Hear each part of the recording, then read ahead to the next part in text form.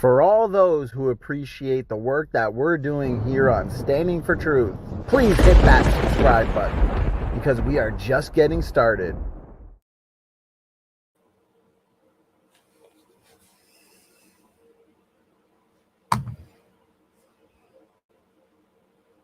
Okay, guys, looks like we are live, and I want to thank everybody for being here today. I know we had to reschedule from yesterday to today, but this is definitely going to be one to remember because we've got Dr. Ron Garret and NephilimFree with us here today. We are debating the topic of Noah's Ark.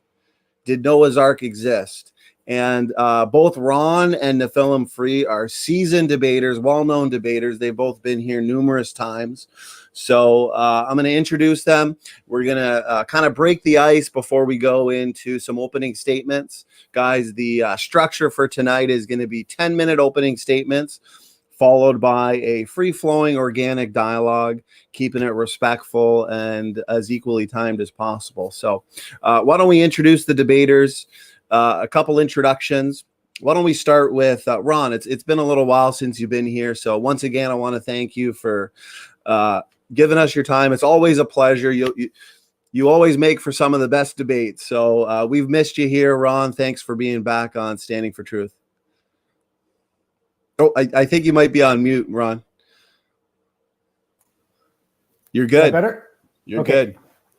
Yeah, so thanks for having me. I'm Ron Garret. I'm a semi-retired software engineer, and I have been studying the Bible and religion for over 40 years now. And what else can I say? Oh yeah, I run a Bible study, which is now online on Thursday mornings. So you can find that on Meetup. Search for Bible Study for Skeptics.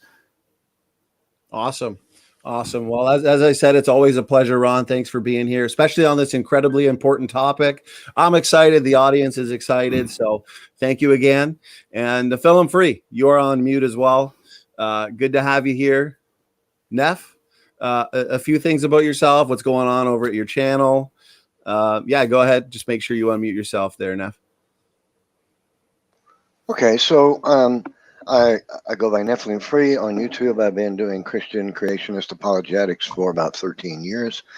And my favorite subjects are evolution and the flood of Noah. So this is right up my alley, something I'm very, very fond of. And I'm really looking forward to talking with Ron about this and having this debate. So thanks for being here, guys. And let's get right into it. Let's get right into it. Let's not waste any time. Good to see everybody in the audience. I want to say we will have an audience Q&A as we always do. So please make sure you are tagging me at Standing for Truth. That way I will not miss your question. Also, the last thing I'll say as well, for a reminder, we've got a ton of shows planned and scheduled for the next month. So go check on the channel, check the upcoming live stream section for all the exciting debates, interviews, and shows we've got planned. For example, I just scheduled for the end of April, actually on the 17th, we've got a debate on young Earth creation and Noah's flood between Joseph Hubbard and Taylor, who goes by Snake Was Right on YouTube. So that's going to be one too. It's going to be an exciting one. So definitely check that out so you guys are up to date on everything we've got going on Standing for Truth. So anyways, enough for me. You came here to see the debaters, Ron and Neff. So we're going to be starting with Ron for his roughly 10-minute opening. Ron, I know you've got some slides to share. So whenever you're ready. Let's see if I can get this to work again. Screen sharing, share screen.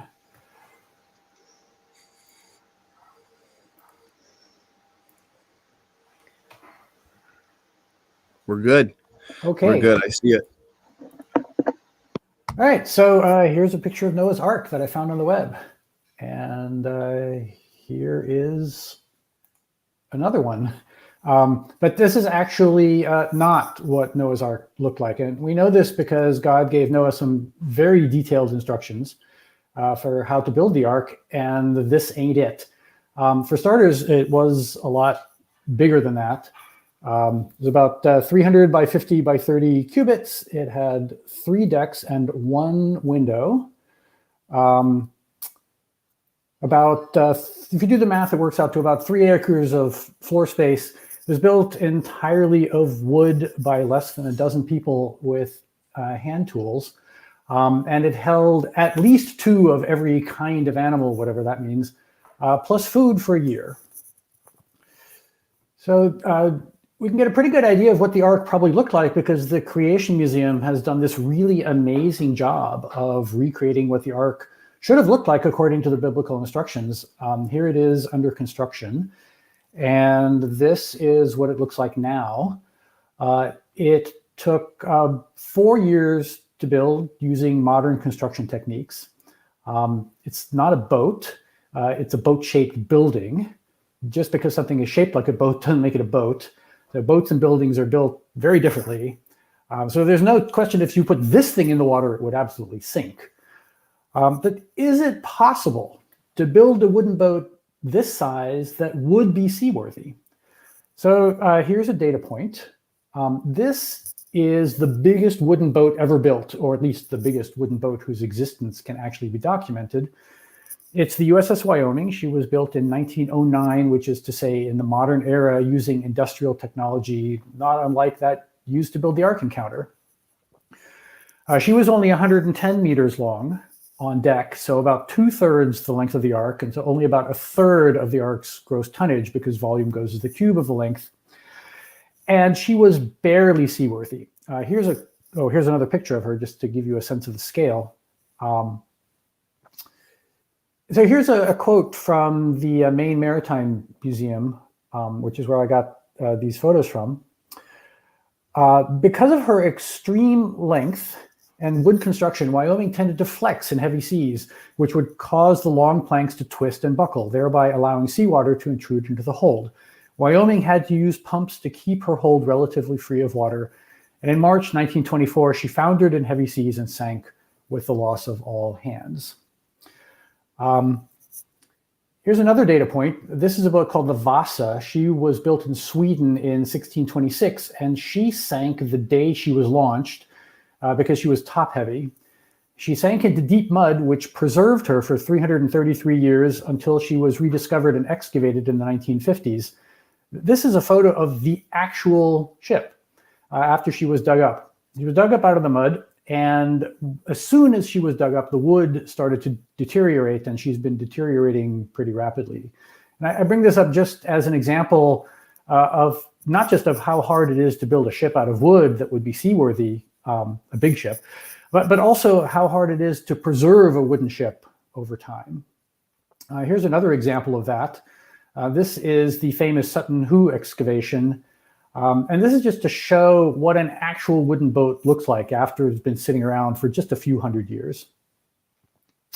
In any case, it seems pretty likely that absent a miracle, the Ark would not have been seaworthy. And then there are the animals. So according to the Ark story, all life on land went through this incredibly small genetic and geographic bottleneck just a few thousand years ago. According to the flood theory, all life on land today originated from one specific location around Mount Ararat a few thousand years ago, and depending on the species, from either one single mating pair or an original population of 7, depending on whether they were clean or unclean. Well, this hypothesis is violently at odds with the evidence. And to give just a couple of obvious examples, we have marsupials, which are found all over Australia, but there's not a trace of them anywhere else on Earth. We have lemurs, which are found all over, which are found only on the island of Madagascar. And of course, we have the metaphorical elephant in the room, Darwin's finches, which are found only in the Galapagos, and lots and lots and lots of other examples of species that are found in particular locations and nowhere else on Earth. And then we have all the extinct megafauna and the problem of how many different kinds there are. Were there giant sloths on the Ark? What about a pair of brontosaurs? Are mastodons a different kind from elephants? And what about these guys? Was there a T-Rex on the Ark? If there was, suddenly you need to carry a lot more food. And without refrigeration, how do you feed a T-Rex, or for that matter, even a lion? Just the diversity of humans is really hard to account for. According to the flood theory, we are all descended from Noah's 3 sons. That is an incredibly tight genetic bottleneck. The next generation would have all been first cousins, so we're talking about some serious inbreeding. And it's actually even worse than that. Because all male humans are descended from Noah, they should all have the same Y chromosome, which is obviously not the case. And there are all kinds of other problems and internal inconsistencies in the details of the story. So for example, Genesis 7:20 says that the waters rose 15 cubits and covered the mountains. Well, 15 cubits is less than 30 feet, so those would have to be some pretty unimpressive mountains. Then in Genesis 8, we read that in the 7th month, the ark came to rest upon the mountains of Ararat, but the tops of the mountains were not seen until the 10th month. And then finally, there's the problem of the rainbow. In Genesis 9, it says that God put the rainbow in the sky as a token of a promise to never have another flood. And the problem with that is that rainbows are a consequence of some pretty basic physics. So you have a very hard time accounting for why there weren't any rainbows before the flood. I said that last, but that's actually not last. There's just lots and lots of other questions. How was the interior of the ark lit? There was only one window, and so it would have been completely pitch dark inside. How did they deal with all the waste? Over the course of a year, an animal generates much more than its own body weight in waste. How did they get rid of it? And finally, this is a question that just I just discovered today while doing some more research for this. Noah lived for, I think it's 600 years in an era where there was no contraception. And over that entire time, he had only 3 sons. That doesn't really seem to me to make a whole lot of sense. Fine. So this is actually the last point. The whole premise of the Ark story just seems bizarre to me. I mean, think about it. God wakes up one day and says to himself, wow, I've really screwed the pooch on this whole mankind thing, and the only way I can think of to fix it is to give myself a do-over. So I can totally understand wanting to wipe humanity from the face of the earth. There are days when I think to myself that might not be such a bad idea even now. But why all the drama? Why a flood? Why such an indiscriminate and cruel method with so much collateral damage? Drowning is a horrible way to die. You might be able to argue that some humans deserve it, maybe even most humans, but why kill all the animals, and to say nothing of the pregnant women and their unborn fetuses? Surely God could have found a way to clean up his mess that didn't involve such wanton cruelty. I'm sorry to play the kitten card, but there's no way around it. Innocent creatures like these died in the flood. And all this is just the low-lying fruit that I was able to find in a couple of hours of reading Genesis and searching the web. There are so many problems with the flood story that it is utterly and completely untenable in light of modern scientific knowledge or even basic common sense. I apologize in advance, but I just can't resist making the obvious joke here. The Ark story just doesn't hold water.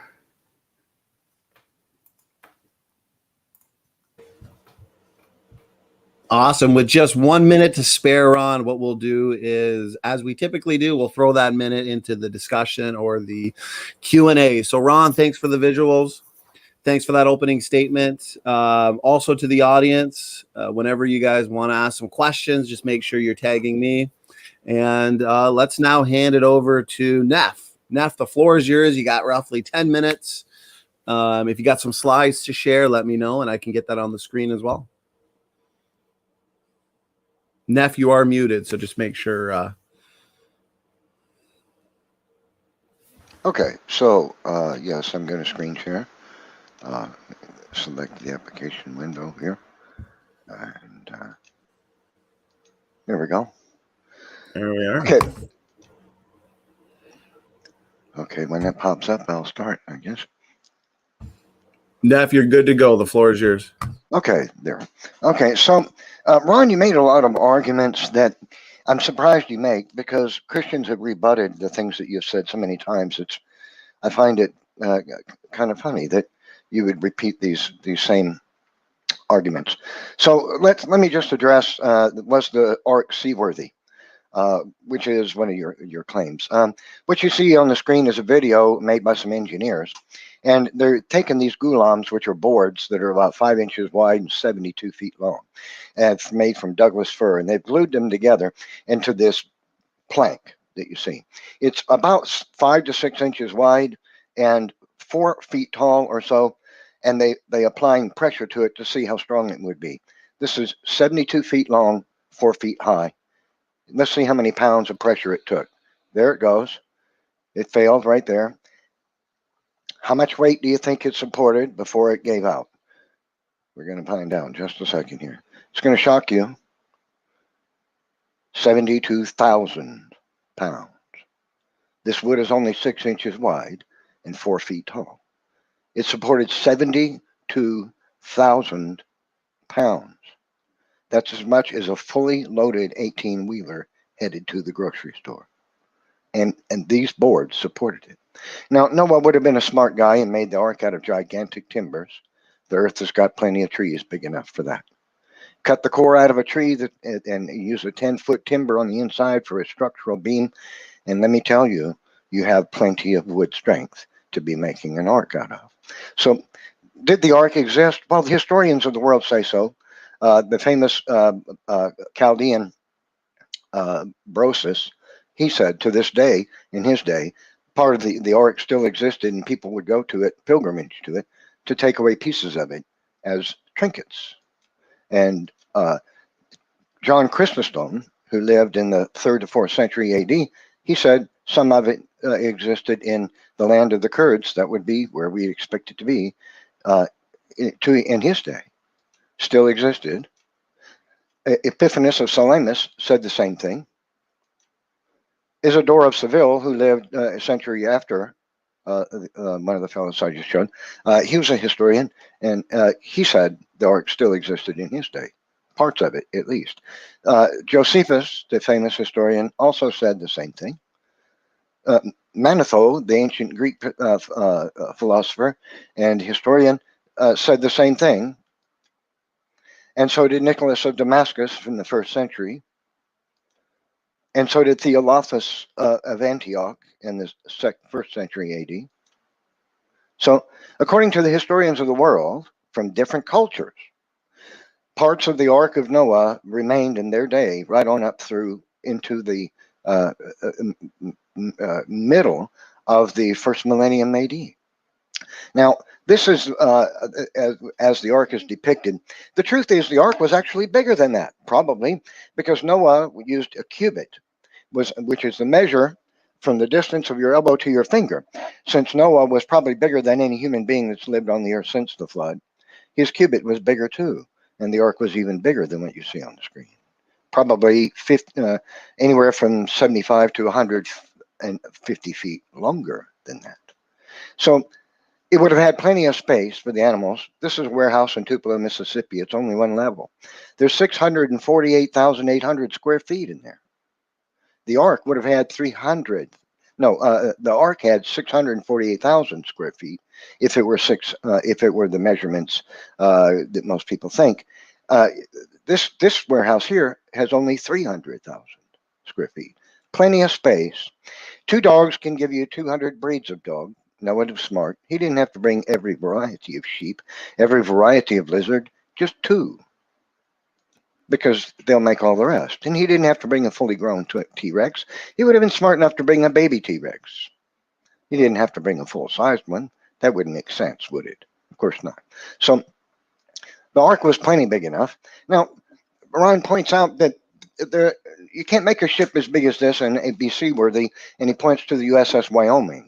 Well, Zheng He did it in 1411 AD.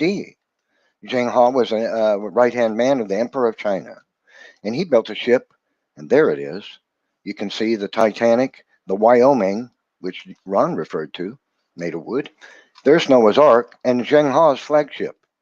It was bigger, and it was seaworthy, and it went all the way to the coast of Africa and back without a problem, carrying an armada that had thousands of men with it.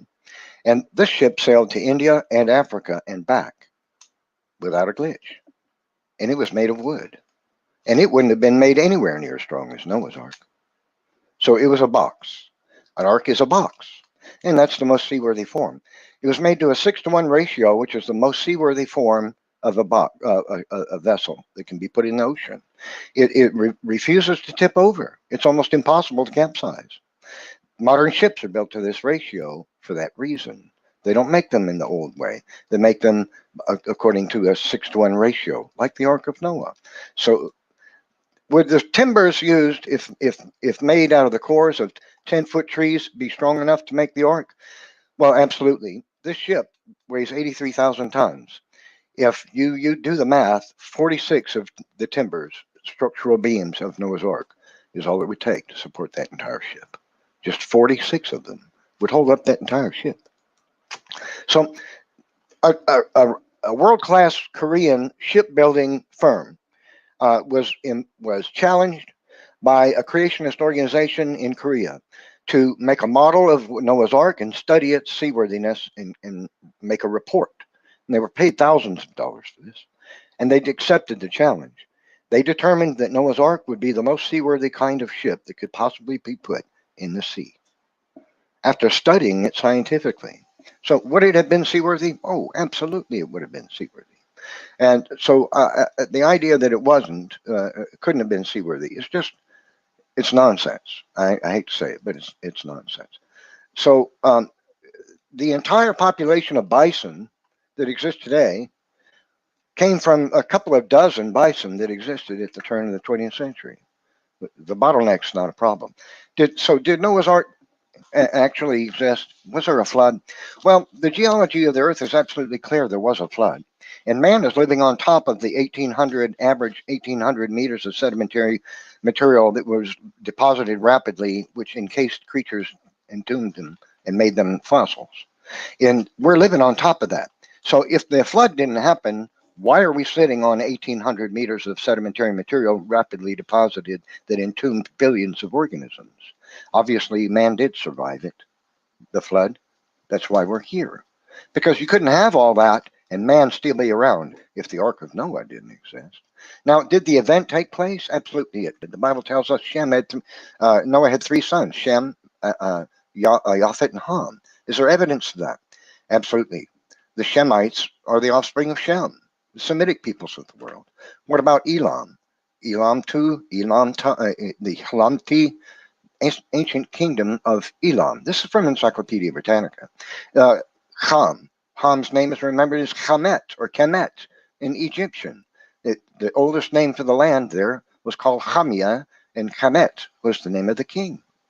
So they named them. You see, the Egyptians named their land and their first king after the man that founded that land after the Tower of Babel affair, which was 120 or so years after the flood, and his name was Ham because he was the son of Noah.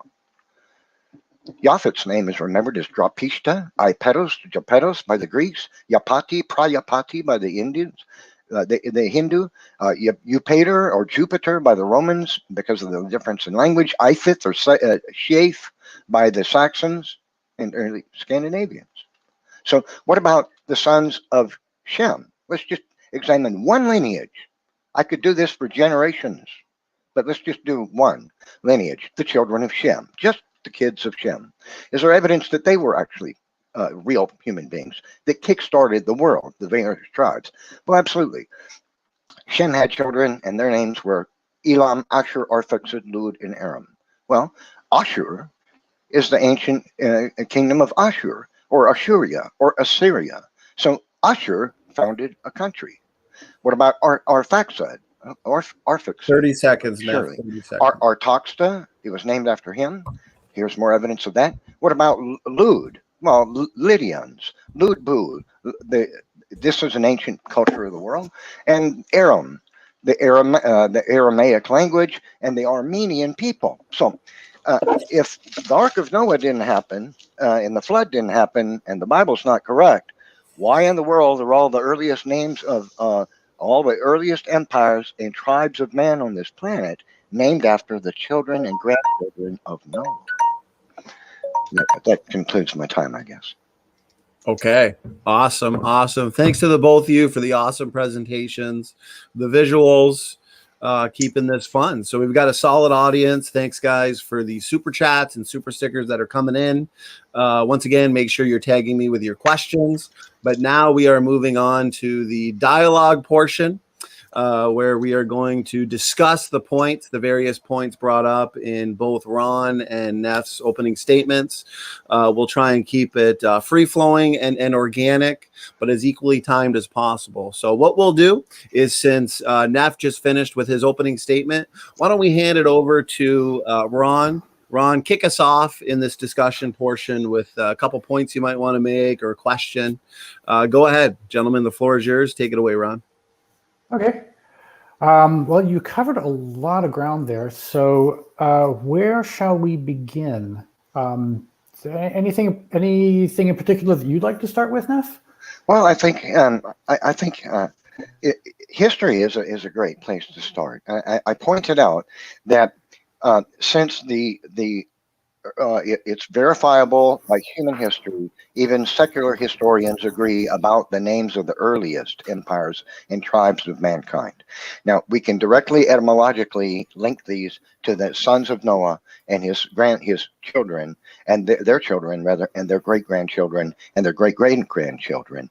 So there's what I would wonder is this: if that's not real human history, and it sure appears to be, if it's not, then the only other option is that for some reason the Hebrews knew about the names of all these cultures of the world within 1,000 miles of them and wrote up a fake story to make it look like the Bible had the actual account of how that came to be. And they invented these men and invented Noah, and they would have had to have invented the Tower of Babel affair and invent the flood of Noah. Does that seem plausible? It doesn't seem plausible to me. You don't think that's plausible, do you, Rob? Well, so I will start by questioning your premise. So let's make sure we're on the same page about who the sons of Noah actually were, because I know towards the end you mentioned Aram and Aramaic. As far as I know, Aram was not a son of Noah. The sons of Noah were Shem, Ham, and Japheth. No, he was the son of Shem. Aram is one of the sons of Shem. Okay. So how many generations out are you willing to go before,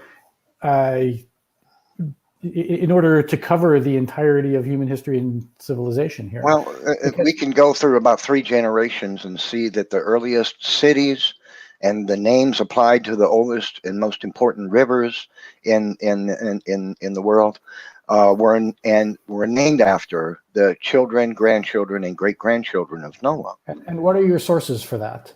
Well, there's a couple of books that I could, I don't have links to them right off the bat. I can find them in my files, but there's a couple of books that have expounded upon that.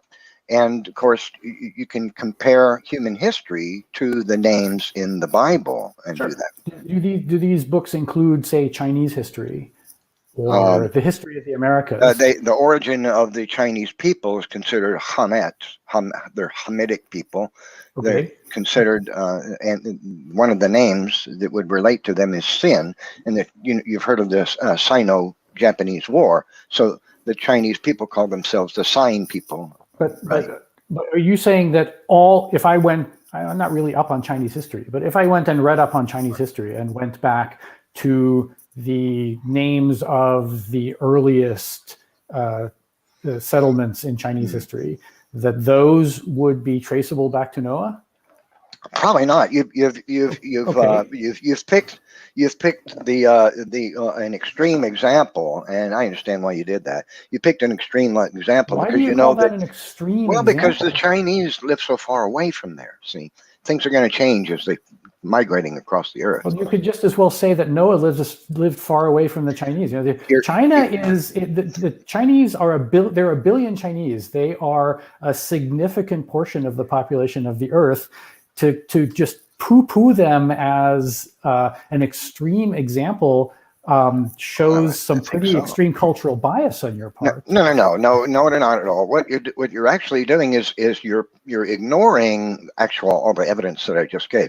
If you looked at a map of the world and you drew a line from Turkey, Anatolia, which is eastern Turkey, across the top of Africa, and then made it swing around all the way down over towards Russia, the major cultures of the ancient world within that area are named after the sons, grandsons, and great-grandsons of Noah. Okay, I don't know whether that's true or not. I will grant for the sake of argument that is true. And then I'm asking you, does that same also apply to China? And you conceded that it didn't. Well, probably not very well, no. But as I say, China is a long ways off. But the point is that China is not one of the earliest civilizations on the earth. I mean, the people of the Near East. That will be news to the Chinese. Well, of course, that's secular historians would claim otherwise. That's not the point, though. The point is the Assyrians, the Elamites, the Egyptians, the ancient Greeks. These are the earliest civilizations on the earth, and they're all within 500 to 1,000 miles of Turkey. They're the earliest civilizations on the earth, and they are named after the sons and grandsons of Noah. That's the interesting thing. Okay. Why would that be unless the Hebrews fabricated this story by collecting the names of these people and writing up a fake story? If you want to believe that the Hebrews did that, man, that's going to be really hard for somebody I'll give you an alternative hypothesis, even granting for the sake of argument that is true.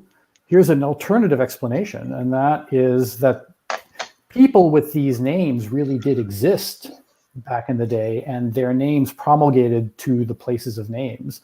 but the story of the flood and the ark is mythological, and a mythology that grew up around those names over the course of history. Just because something is named after somebody, that doesn't necessarily mean that a particular story that is associated with that name is true. I'll give you an example. There is a city in the United States called Washington, and a state called Washington, named after a real person named George Washington, about whom it is said that he once cut down a cherry tree. But almost certainly that story is apocryphal, which is to say mythological, which is to say not true. Again, Ryan, you're really ignoring the core of the matter, which is the evidence from etymology itself. The Hebrews wrote a story in the Bible that this man Noah had 3 sons, and it gives their genealogies. It gives the names of their sons, and it gives their grandsons and their great grandsons. And it just so happens that the earliest empires of the world, if you draw a circle around Turkey that's 500 to 1,000 miles wide, the earliest cultures of the world are etymologically directly related to those men's names. Now, the only solution to this, if it's not human history, is that the Hebrews collected this information and wrote up a big fake story that actually permeates the entire Bible. So I don't see that as plausible. What I see as plausible is that human history has been recorded accurately in the Bible. If you think that it's plausible that the Hebrews concocted this story, you would need to give us a logical motive for doing such a crazy thing. And then you might even tell us how they could pull that off.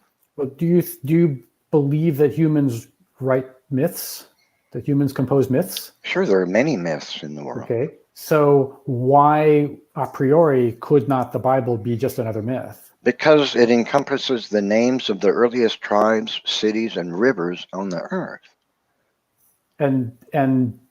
But mythology is often composed around real people and real places, and I gave you a specific example, and I can give you others if you want.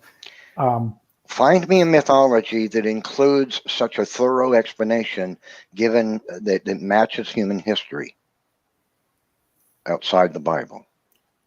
So that's the key. There isn't anything like this in the world. George Washington and the state of Washington and Washington, D.C. are places named after him. Is that the story of the cutting down of the cherry tree is mythology that grew up around him?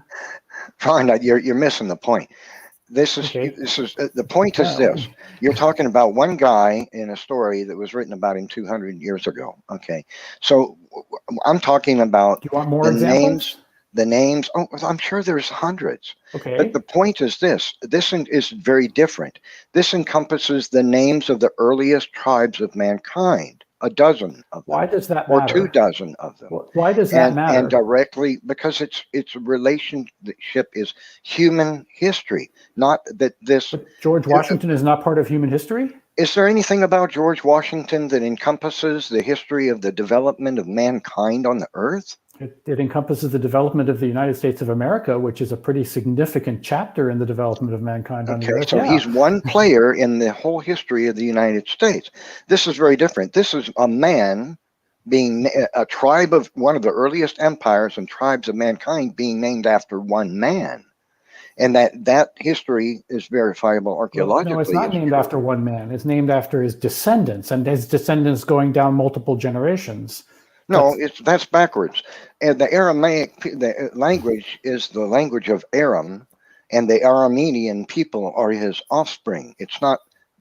Aram wasn't named after the Aramaic people, the Arameans. They were named after Aram. It's the other way around. But the Aramaic people are not the totality of humanity. So right. Aram and the Aramaic people is a small chapter in the history of humanity. One of a Washington and the United States is a small chapter in the history of humanity. I really don't understand why you think that these situations are not comparable. Oh, I find it strange that you would say that, really, because I mean we're talking about the earliest history of man, and the Bible includes all of them. You know, in one story, linked to 3 men and their father and the children of those 3 men. If you wanted to see more, we could talk about the children of Shem Aram, Lud, Arphaxad, and the Ludbu people, the Ludimim, the Lydians, they're called Lydians today, the Arameans. We could go to the sons of Ham and the Canaan and Cush and Put. I can do the same thing with I'm sure you can. Okay. How many generations down would you have to go before you could account for place names in China? Well, it fizzles out kind of after a couple of generations, naturally, as it should, as we would expect it to. Okay. The Bible isn't a story about the entire history of the world. It doesn't record anything that happened in 500 AD. But it records what happened, But that was your entire argument. You said that the reason we should believe this is because you can account for all of these place names with this one story. I thought that was your argument. That is a point. It's a profound one. Okay, yes.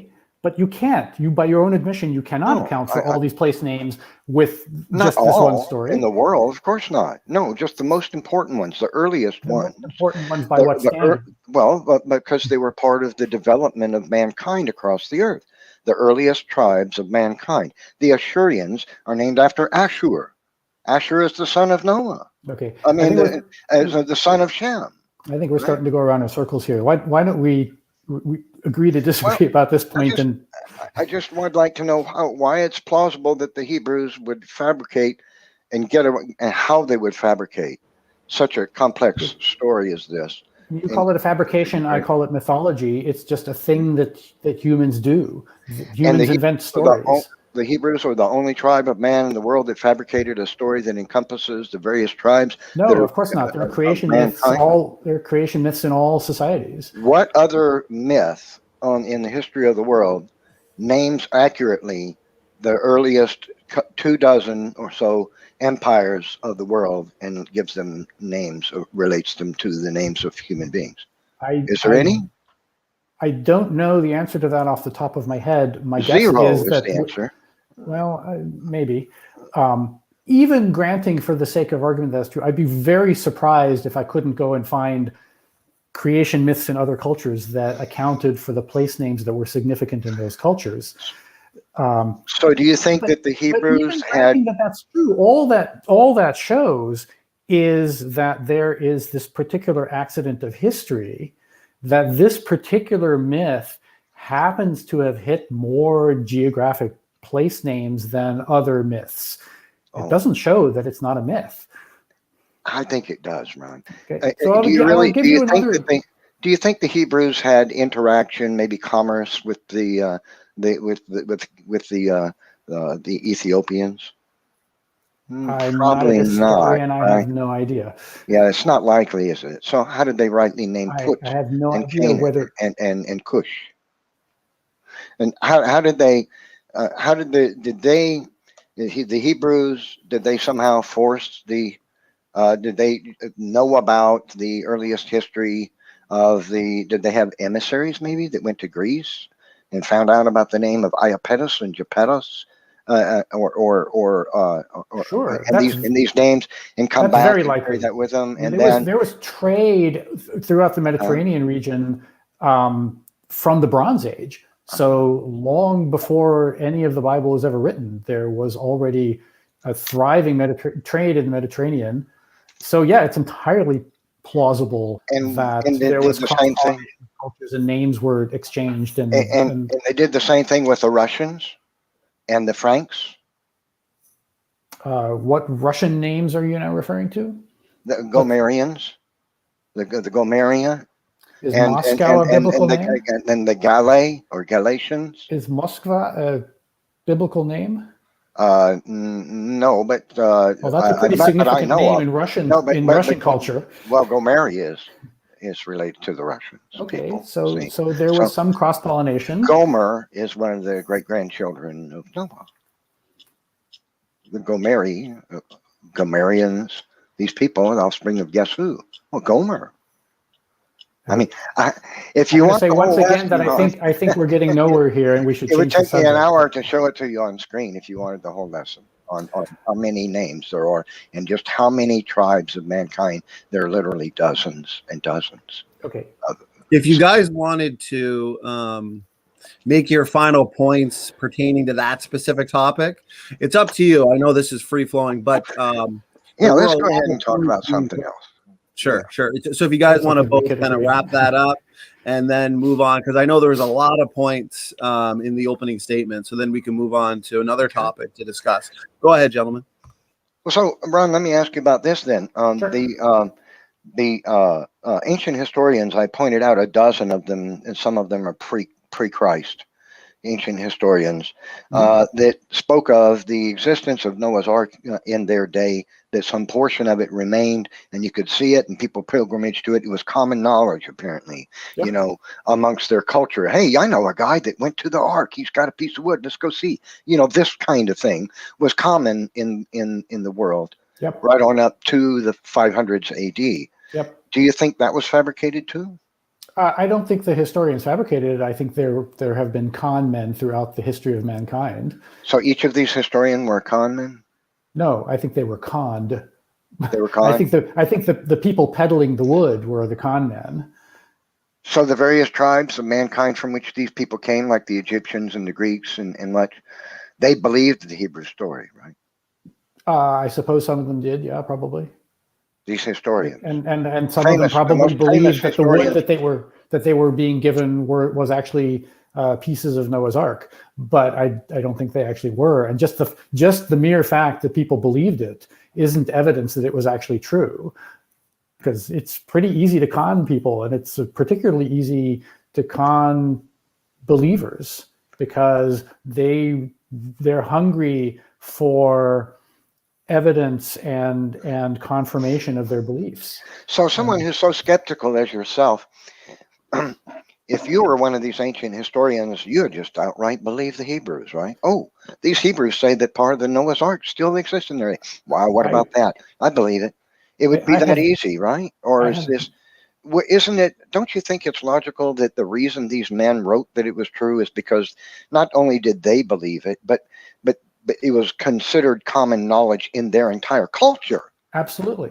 That the Ark still existed. So Absolutely. the Greeks had to have believed it. Sure. And the Assyrians believed it. Sure. And the Chaldeans believed it. Absolutely. And why would the Hebrew story be so important unless there was something to it that was true? How would the Hebrews convince so many millions of people on the earth in such a broad range of cultures that the Ark existed? People just swallowed it down. The Bible has had an extraordinary cultural influence throughout the history of Western civilization. The Old Testament did? Sure. Really? Yes. The Chaldeans? They were influenced by the Old Testament? I don't know the details of exactly who was influenced by it. But there is also the fact that flood myths are very common. There are flood myths, again, throughout human civilizations, or at least the ones that live near water. And there are a cluster of flood myths in the Middle East that are almost certainly a result of an actual flood in the Tigris-Euphrates Valley. I forget the exact dates. But there's, in that respect, there's probably a kernel of truth to the myth. And that probably contributed to the common acceptance of the myth, because it was grounded in a historical event. So because there was a local flood that wiped out, a number of square miles of land, for example, then everybody just clamored to the Hebrew myth and said, oh, that must be true. Well, I mean, you're putting a spin on it that has some very modern biases to it. I think you're saying it was just a local myth. You have to remember that back in those days, we didn't have satellite imagery of the whole world. So people didn't even know the full extent of the world. And if they lived in a place that suffered what we would call a local flood, by their standards, it would have been a catastrophic flood that extended to the extent of the world that they were aware of. And they would have considered it a global flood. An interesting thing about those flood myths is that if you study and compare them, though, what you find is that there's a line that goes down through them of truth that matches what the Bible is. And that's a remarkable thing. In a large percentage of these myths, there was one man that saved the world on a boat. In a large number of them, the flood was global, not just local. In a large number of them, man saved the animals with him. Okay, and in a large number of them, it was God's judgment was the reason he built the boat and put the animals on it to save the world from the flood. See, the core of what the Bible says is found in them, even though they vary somewhat. The fact that we have these legends around the world indicates that there was something real that really did happen, and the world remembered. I just conceded that there was something real that really did happen. I just think it's implausible that this local flood that took place in around the Black Sea is the explanation, especially when we consider the geology of the planet. I mean, we've got 1,800 meters of sedimentary strata we're sitting on right now, littered with rapidly buried creatures that have been turned into fossils. If there was no flood and no Ark of Noah, how in the world are we still here? Okay, let's talk about that. The fossils actually take a very long time to form, and what science demonstrates that? The process by which fossils form is a very slow replacement of the let me back up a step. Yeah, and how much time are you talking about? Please tell me that. I don't know the exact numbers, but we're talking about orders of magnitude more than the time that is available for fossilization on the flood theory. So thousands, tens of thousands, hundreds of thousands of years. Yeah, I would disagree with that. Clearly, that's why we're having a debate. I don't think that you would. If somebody dies in Europe, Ron, and they get buried in a graveyard outside of a cloister, and in 950 AD, and guys go and dig up their bones, what do they usually find? They find bones. They do not find fossils. Very little of the guy. There's a difference between a bone and a fossil. Right. And this is the reason why fossils are noteworthy, because fossils are not made, generally, there are some exceptions. They're generally not made of bone. They are made of rock. Calcium carbonate, which replaces the bone. Exactly. Right, exactly. And that comes from where? That's brought to it by water, right? Often. Is there another way? Yeah, okay. It's brought to it by water. Right. But this process is very time consuming, and it's very easy to see that it's very time consuming and cannot happen over the course of what would be a year or less on the flood theory. But science demonstrates that. And the evidence, yes, because if it were possible, someone would be able to show a fossilization process that happens in a year. I mean, that's a period of time over which an experiment could be done. Have scientists performed any experiments that show that it takes tens of thousands of years any experiments that show that fossils can be formed in 1 year? No, but you're making a claim that fossils take thousands upon thousands of years to form. That's right. And what science demonstrates that? No experiments have been performed in fossilization that show that that's right. Such amounts of time is necessary. Because an experiment, an actual intervention that would create a fossil, would take much longer than the amount of time that humanity has available to do such experiments. What experiments? So the way that science show. So the where you're going astray here is science demonstrates. Science generally doesn't demonstrate things. That is a common misconception on the part of creationists. What science is a collection of the best explanations for the observed data. Sometimes that involves demonstrations, but sometimes it just involves hypothesizing and eliminating all of the hypotheses that don't fit the data. And so fossilization is an example of that kind of explanation. Well, there's an explanation that fits the data. It can't be directly demonstrated because the processes take place over periods of time that are much too long to allow for practical demonstration. So you believe that it takes thousands of years, but no scientific experiment has been done that shows that the process is occurring. It just takes a long time, and we just have to cut it off after 25 years or something. That's right. There are lots of processes like this. So I'll give you another example. There are no papers like that I've ever heard of. Ron, if you realize, though, that a creature has to be buried rapidly or it won't become a fossil, right? So all these creatures that have become fossils were rapidly buried in sediments. Well, Not, but not slowly, rapidly. Rapidly relative to what? Well, rapidly Rapidly. as in less than a week or a month, because then the creature wouldn't be there. Scavengers would scatter its bones. I don't know if you know about scavengers, but scavengers are plenteous on the earth. And if you take a dead fish and throw him on the ground in the forest, Yeah. come back a month later, there's no fish. Sure. Yeah. No, I'll grant that. Okay. But, So, for example, by the way, one of the reasons why fossils are generally found in particular locations, like, for example, around tar pits, because that provides an environment where they can be buried rapidly. most of the fossils in the earth are not in tar pits. The fossils litter the earth, and in fact, marine fossils are present throughout the entire geologic column. Yep.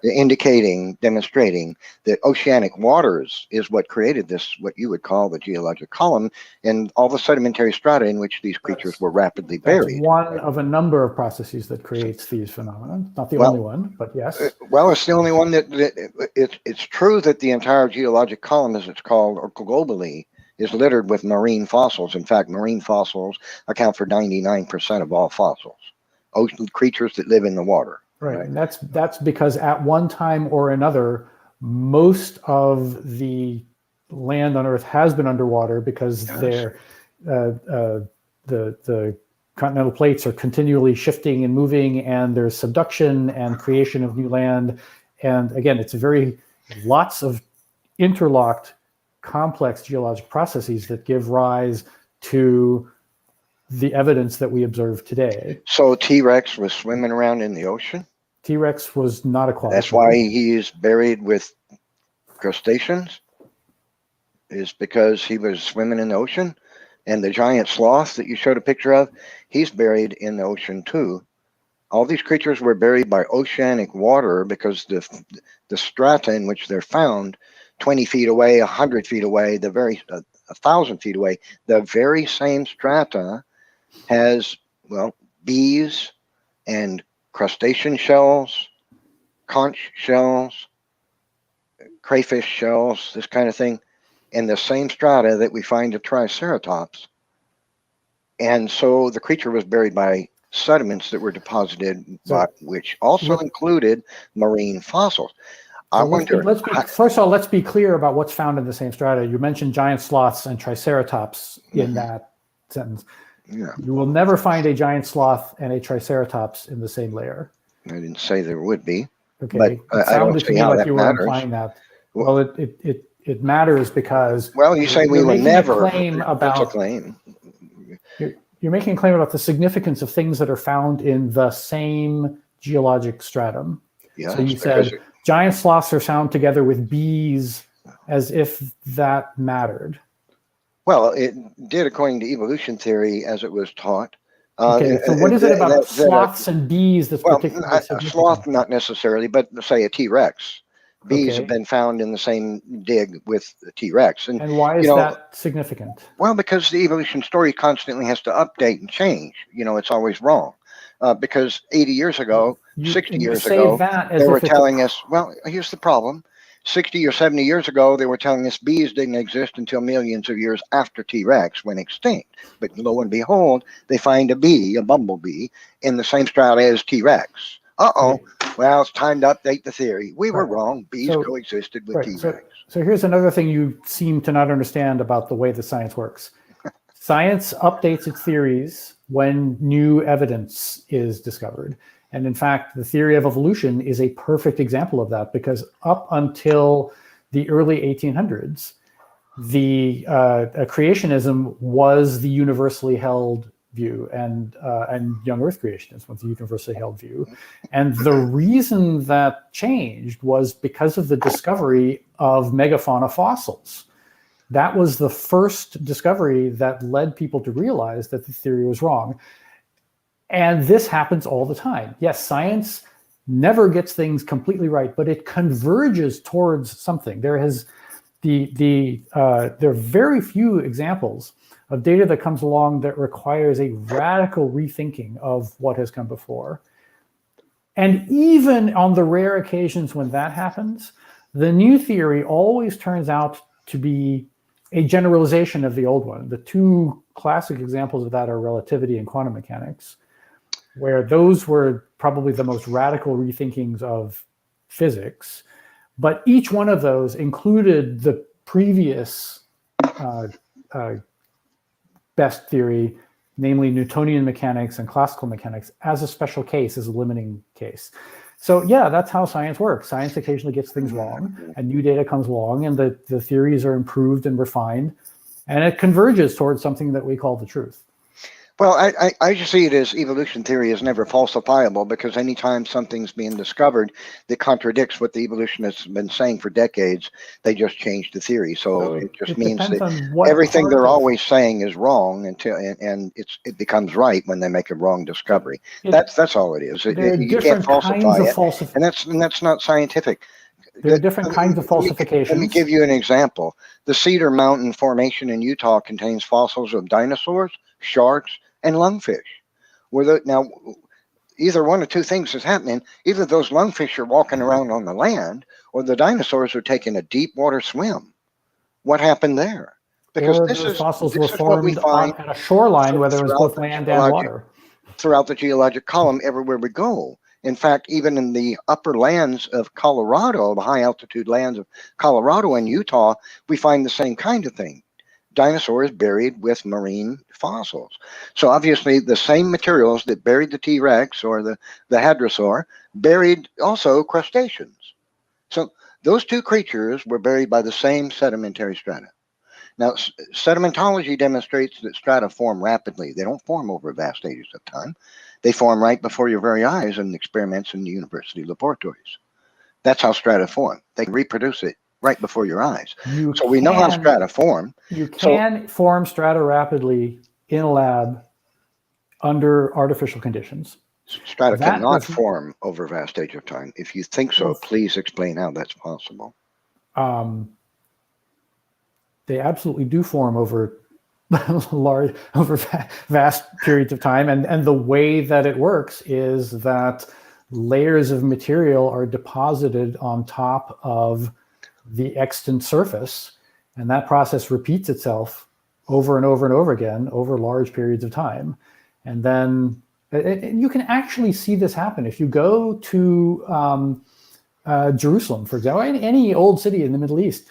You will find layers and layers of construction that is built on top of older construction. And human activity accelerates this process, but it's the exact same thing that happens naturally. Stuff gets just dumped on top of the current surface and forms another layer. And then more stuff gets dumped on top of that, and lather, rinse, repeat, and you end up with what we see today. Let me show you so you can see with your own eyes how strata cannot form over vast periods of time. It's not scientifically possible for that to happen. Okay. So what you see right here is an experiment performed by scientists, sedimentologists at the University of Colorado in their laboratory. And here the sedimentologist is explaining particle size distribution, which is a common feature of the largest percentage of strata that comprise the geologic column. Take a notice, you see the angular lines in those strata? These strata form right before their very eyes from left to right. You can see it growing. Yeah. Now, see that? Now, here's what I want you to pay attention to. You see the angular lines in the strata below the white layer? Okay. Those angular lines are produced because of what's called particle size distribution. What happens is this, Ron. The particles at the bottom of that strata are larger, and they get finer as you move to the top. And this is a property of the vast majority of strata in the geologic column. The reason this happens is because the water is moving rapidly, and the small particulate matter stays waterborne longer. The bigger particles settle out first. The smaller ones, a little smaller than that, settle out next, until you get to the finer pieces at the top. And it happens this way. The heavier particles roll towards the edge of the strata that's forming, and they get dumped down at the bottom. The little bit bigger particles get dumped on top of them. A Look, little bit Neff, bigger, a little bit Neff, smaller, a little bit smaller. Please, And so, look, and so I will what you're seeing, concede everything that you see. let me finish the point. I won't be but a couple of seconds. Okay. And so what you end up with is these angle lines here, which are called actual layers, not strata. And those layers have particle size distribution. It can only happen rapidly. It can only happen rapidly because the water sorts them by particle size. And that means all this geologic column didn't take thousands of years. The strata had to have formed rapidly because they possess particle size distribution. Are you done? Yes. So all that you've shown here is that under some very specific, very small scale laboratory conditions, particles distribute themselves in a certain way. That has absolutely nothing, no bearing at all on the circumstances that actually pertain in nature.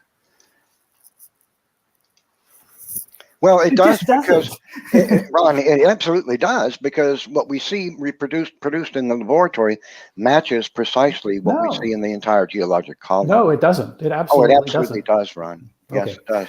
And here's how we know you're wrong. All someone has to do is look up particle size distribution and sedimentary strata and Google that, and you'll find university website pages that describe it. Geologists are on board. Strata form rapidly. They just can't.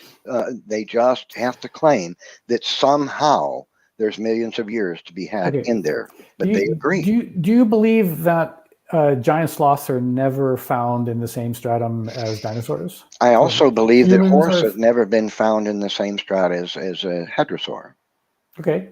So why would that be? If everything formed uniformly and rapidly in Noah's flood, why the segregation between humans and dinosaurs? Why the segregation between megafauna and between giant sloths and mastodons and what you're asking is kind of a straw man. You know, you're saying it would have just happened to have had. I just asked you in advance whether you accept the premise, so this cannot be a straw man. Yes, I do. It is a straw man, and here's why it's a straw man. You're presupposing that it had to be, that it just so happens that there was a hadrosaur and a horse happened to have been close enough in proximity so many times that we would dig in the earth and just happen to find it. See, that's irrational. No, because there's more structure to the geologic column than just the fact that they're never found together. There's also this feature called the KT boundary, which I presume you're familiar with, which is, for those of you in the audience who don't know, the KT boundary is a very distinctive layer in the geologic column that is characterized by a high abundance of iridium. It's found all over the earth. There is only one such layer.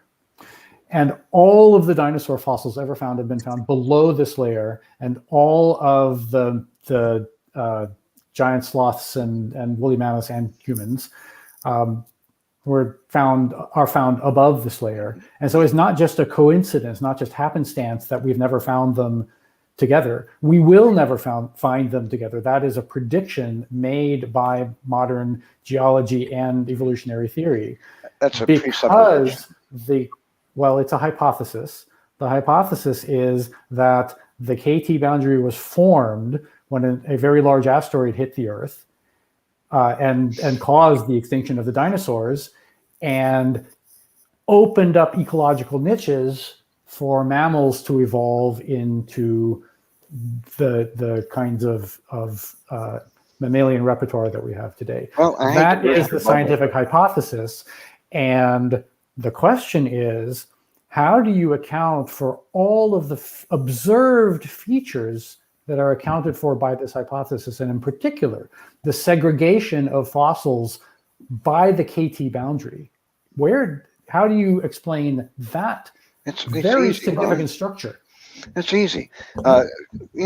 The flood explains the KT boundary. It's not an impact from an asteroid. Okay. It's sandwiched between sedimentary strata that were all deposited by one global watery event that created the entire geologic column. One layer of iridium. The fact that it's buried between sedimentary strata that form rapidly, one atop the other, making the one below and the one above no older, no more than seconds to minutes, older than the one above and below it, proves that there's no millions of years for you in here. So where did the iridium come from? The iridium came from inside the Earth, likely. It was not an impact, but likely the Earth burped a gigantic bubble of gas from inside it and threw this iridium out. Well, you laugh, but there's science that demonstrates this. It's not an impact. It's actually a liquid. Sorry, I'm laughing at the imagery of the Earth burping. It's a liquefaction of the materials, and the gas trapped inside it, and water, likely mostly water, trapped inside the Earth, inside this, settled because of massive earthquakes, causing the grains of material to settle more tightly together. And when that happens, water gets expelled with massive force. Yes, so you do know that iridium is not a gas. We have smaller. I didn't say it was. We have smaller examples of this in the geologic column, where columns of sand were extruded rapidly through the sedimentary strata in which they passed. And that could have only happened if all those sedimentary strata were moist and still recently deposited, which takes you millions of years away. See, so we have smaller examples, just like the Chickasaw location, where liquefaction has caused water to expel a large amount of material rapidly, but with tremendous force. Yeah. So I don't see it as a. Here's the cool thing: it's sandwiched in between sedimentary strata, which form rapidly one on top of the other, as laboratory experimentation verifies. And the particle size distribution means there's no millions of years there. You don't get millions of years, Mike. There's no such thing as a maybe we should move on to another topic before we lose the audience again. So, how about let's? I think you've got. Here's what I say. I say you have to come up. You have to believe that the Hebrews somehow faked up a big story about the flood. You have to believe it's a crazy coincidence that the Hebrews were able to name, gather the names of the various earliest tribes of mankind, and then write up this fake story to fit it all together, and it packed up so nicely and neatly. And you have to believe that other cultures in the world believed that there was a global flood, or most of them believed it was, a lot of them global and others local, but there was a common knowledge of this, and it doesn't mean that there was actually a global flood. And you have to believe that the sedimentary strata are laid down to over millions of years, even though science in the laboratory demonstrates they happen rapidly. And you have to believe that even though T-Rex is buried with crustaceans and bumblebees, that those creatures were somehow magically puffed together in the same materials where the water just happened to get them all at the same time. You have to come up with a lot of fanciful stuff to disbelieve the flood. You keep coming back to T-Rex and bumblebees. Why is that so significant to you? What is it about T-Rex and bumblebees that? Well, it's just another example. You've repeated it at least 3 times now. Well, it's just another example of what the evolutionists have been telling us is wrong. They said the same thing about grass till they found it in copalite, which fossilized dinosaur dung. All the pictures you saw of dinosaurs drawn in the 1950s and 40s and 60s were grassless. The dinosaurs walking around on bare dirt with weeds, right? Because details of the history are revised when new evidence is discovered. Because the theory is not falsifiable. Anytime something's discovered that contradicts what they've been telling you for 50 years, they just adopt it and change the theory. The one thing that would falsify the theory is the discovery of a dinosaur fossil above the KT boundary. Everything. Or the discovery of a megafauna fossil, a mammalian megafauna fossil below the KT boundary. That's just one example. Well, here's what falsifies it: crustaceans and T-Rex. That falsifies. Let me ask you this: do you agree that Y chromosomes are inherited from the male parent? And just like mitochondrial DNA is inherited from the mother. Right, but I want to focus on Y chromosomes, and the reason I want to focus on that is because because all of humanity is descended from 3 women, the wives of the sons of Noah, but only 1 man, Noah. So all humans should have the same Y chromosome because they should all be Noah's Y chromosome. No, we're not offspring of Noah. We're the offspring of his sons. Right, but his sons also should have inherited Noah's Y chromosome, so they should have all had the same Y chromosome. Yeah, and there's remarkably little genetic variability in the genome of man.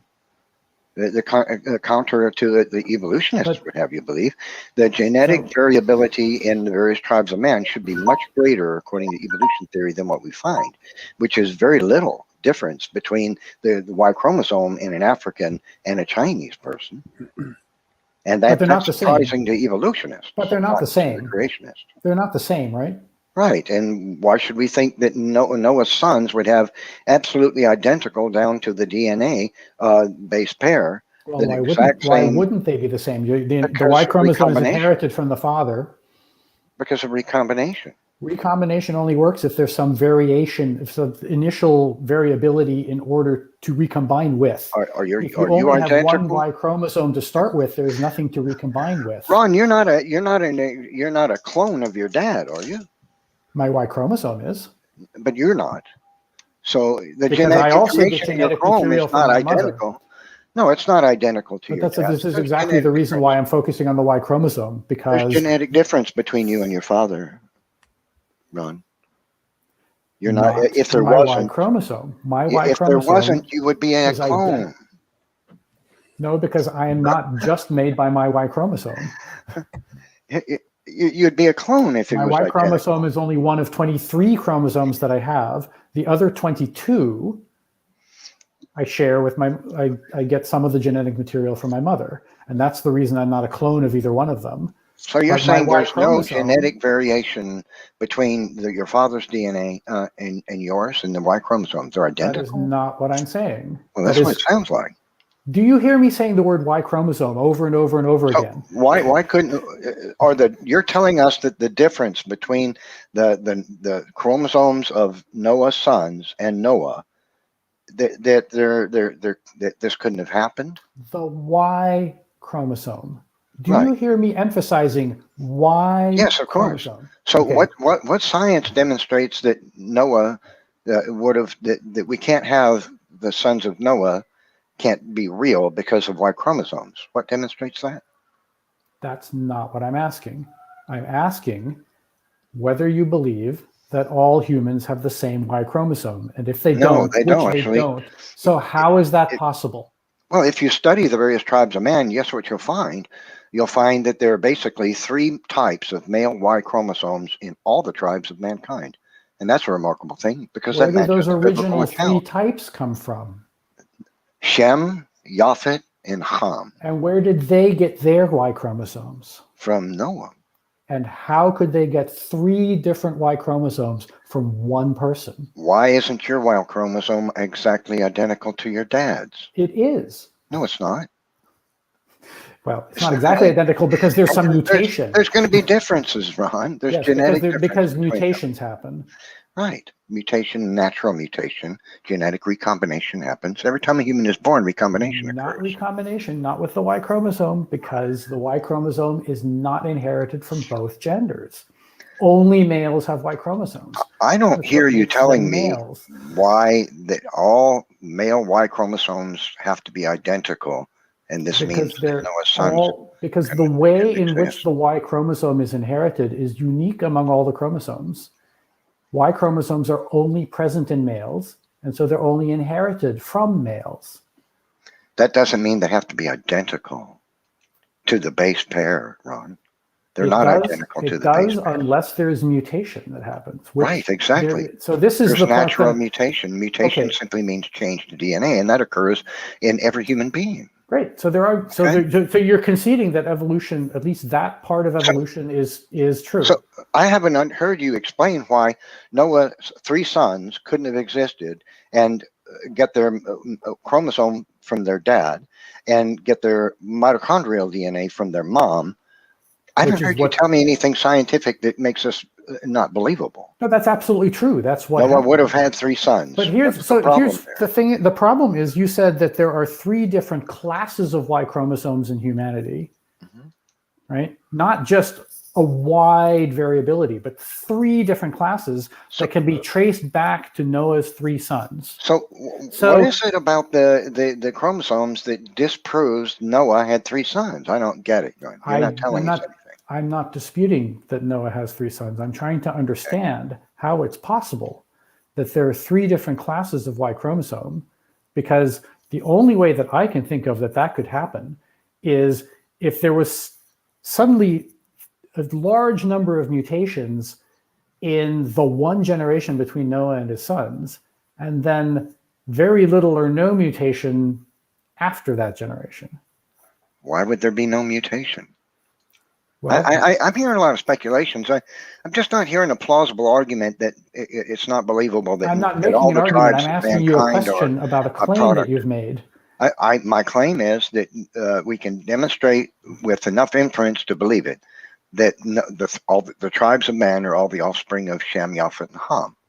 And I've provided historical evidence that that's true. Well, I'm talking about the history right now. I'm talking about biology, and I'm talking specifically about Y chromosomes. And you haven't given us any scientific evidence that Noah couldn't have had 3 sons and that these 3 sons couldn't have been the kickstarters of all the tribes of man. Look, if you're not going to listen to what I'm actually saying, then there's no point in continuing this. What is the point in telling me and complaining about Noah's 3 sons and Y complaining about anything. I'm not disputing that Noah had 3 sons.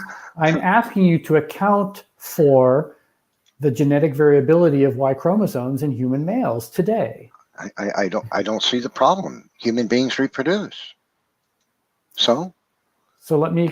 There's nothing implausible about Shem, Yafet, and Ham because of the Y chromosome. I don't see. Okay, I'm going to jump in here real quick. Why don't we do this? Why don't we give Ron as much time as he needs to kind of lay out his argument pertaining specifically to the Y chromosome, and then Neff can take as much time as he needs to respond to it. And then Ron, that way you'll feel like you're getting your argument represented accurately. So if you guys want to do that. Or we could just move on to another topic, because it's very simple. There is much more genetic variation in human Y chromosomes than could possibly be accounted for by going through the genetic bottleneck of a single individual 4,000 years ago.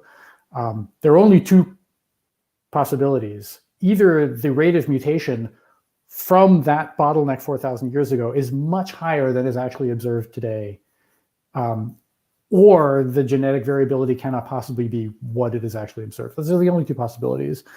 And if you're going to say that the genetic variability in Y chromosomes clusters into 3 clusters, and that's evidence for Noah's 3 sons, then the problem becomes even worse, because now all of the genetic variability between those clusters has to happen in a single generation, and you can't have any more variability after that in order to maintain those clusters.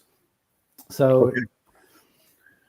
No, I was going to say if that's, I think that was a good way to lay out the argument in an understandable fashion. Therefore, Neff, if you wanted to take equal time to respond, and then for the last few minutes of the discussion, if you guys wanted to pick one final topic to kind of hash out, then we'll get into some closing thoughts and then audience Q&A. So Neff, the floor is yours then.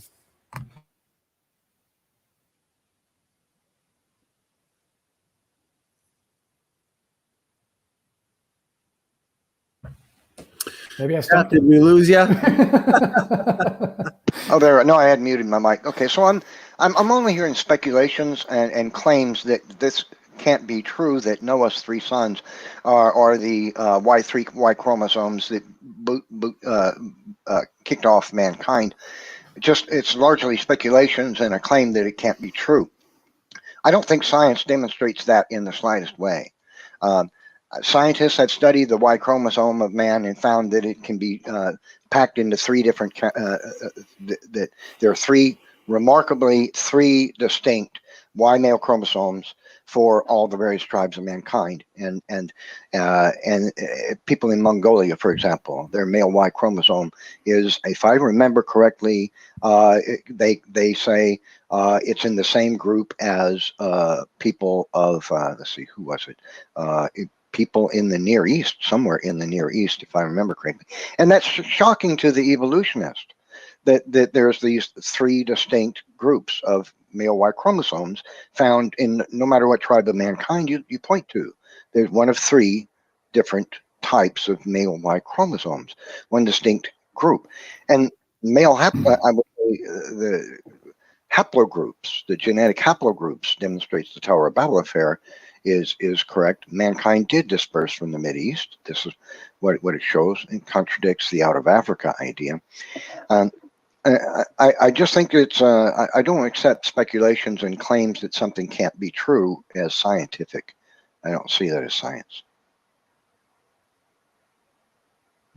But just for the record, I'm not saying it can't be true. I'm saying I don't understand how it could be possible, and I'm asking you for an explanation of how it could have happened. Well, because I have not heard such an explanation from you. Well, you haven't given me anything that tells me it can't have happened. Noah had 3 sons, and their sons, they had sons, and they had sons, and they had sons, and that's all. The history supports this fact that the various tribes of mankind are all named after the children, grandchildren, great-grandchildren of Noah. What stage in this process was the observed variation introduced? The variation occurs continuously. So if it occurs continuously, why are there 3 groups? That's a good question. Maybe yes, indeed it is. It may be because there were Shem, Yafet, and Ham. So the starting point for these chromosomes, they were different because of the 3 sons of Noah. That's exactly my point. Something different has to have happened between Noah and his sons. Something unique has to have happened there that has never happened again in any subsequent human generation. So that is called special pleading. Unless you can actually tell me what that is and provides evidence for it, you are waving your hands and saying, well, something must have happened because I need to support my conclusion. No, I'm just hearing a claim from you that it can't be so, but you haven't provided any science. I didn't say it can't be.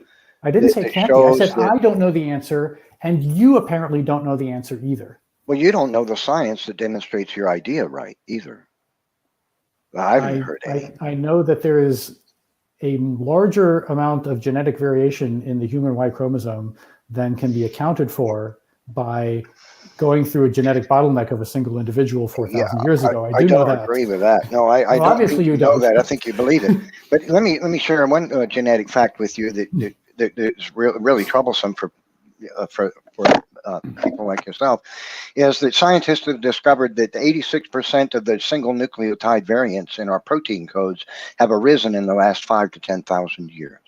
Now, the problem with that is, if mankind has been around as Homo sapiens sapiens for 240,000 years or more, then we should have had mutations occurring to our protein codes all this time. In fact, evolutionists believe mutation is what created all the protein codes and all the various living creatures, and why they're different from one species to another is by single nucleotide variations. Okay, so why does science show us that the vast majority of single nucleotide variations that have occurred in man's protein codes all seem to have taken place in the last 5 to 10,000 years? See, it fits the biblical account. If the 5 to 10,000 years is really 5,000 years or 4,500 years ago, it fits the biblical story. But not if man has been around for 250,000 years. It makes no sense to believe that mutations to our protein codes would have been at a ridiculous trickle, just a trickle, until for all these tens of thousands of years, and then for some reason, kaboom! Now all of a sudden, all these mutations start occurring to our protein codes. Yeah. What happened? What happened there, Ron? Well, there's a very simple explanation, and that is that your claim is not true, that all of these mutations happened in 5. So do you have a reference? Oh, I sure do. Yes. But yes, okay, so if you want to send me that reference and reconvene and talk about that, then we can talk about that. If this is a new claim, I've not heard it. I have no idea. I suspect it's just simply not true. But there are all kinds of things related to the topic at hand that we haven't gotten to, like the seaworthiness of Noah's Ark, about which you, or the size of it, and that we could talk about.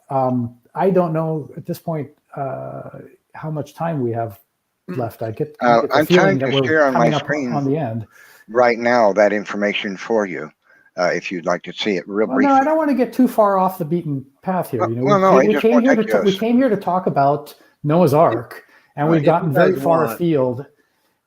If you guys want for these final few minutes, as we wind things down, as Ron said, there are quite a bit of topics pertaining to Noah's Ark that we could still touch on. Therefore, if you guys wanted to agree on one final topic until we exhaust that, then we'll kind of move into some Q&A. So looks like Neff's got his sources for that specific claim.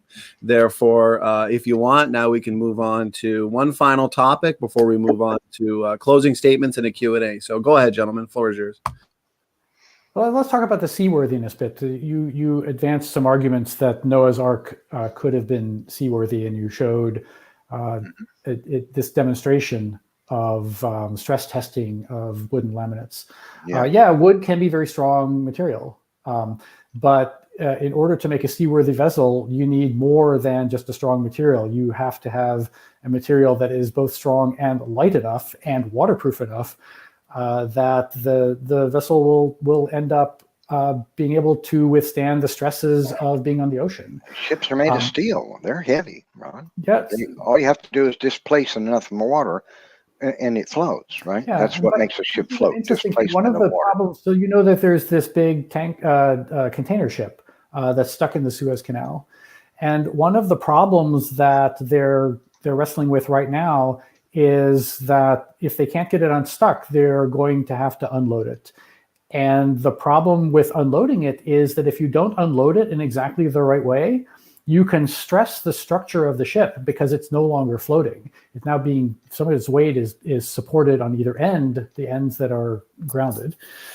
And you run the risk of actually breaking the ship in half if you leave too much weight in the middle and unload it too far from the ends, which are the parts of the ship that you can actually access from the shore with cranes. Didn't Zheng He do it in 1411? Zheng He built a ship bigger than Noah's Ark in some of India and Africa and back. So Zheng He is new to me. I suspect that if I look into him, he will also turn out to be a myth. Oh my gosh. Okay, but Ron, I just don't know. Zheng He is considered historical fact. It was only 1411 AD. Wood is really such a great material and is, as you said, the best material, and the construction of the Ark is the way that you make the most seaworthy vessels. The question is, why don't we make? Why has there never been another boat like the Ark made by boatwrights in the history of mankind? Well, because we have steel now. They didn't have enough steel. But men have been making boats for thousands of years before steel was invented. Why did they never make boats that looked like the Ark? Because nobody had a purpose for doing that, and take a century to build it either, like Noah did. Really? People have been hauling cargo. You don't think that having a large boat for cargo hauling would have been advantageous? Well, it might have been, but I can't explain why other men didn't build ships as big, except maybe that would cost an enormous amount of labor and money. They don't have to be as big. They just have to follow the same general design, right? Why build a ship that size? You know, man learned how to make a ship to the 6-to-1 ratio in relatively recent times, in the last century and a half, right? Noah's Ark was ahead of the game. It was built to a 6-to-1 ratio thousands of years ago. It's not like that 6-to-1 ratio was a big secret, right? It's in the Bible. The Bible was available to humans even in ancient times.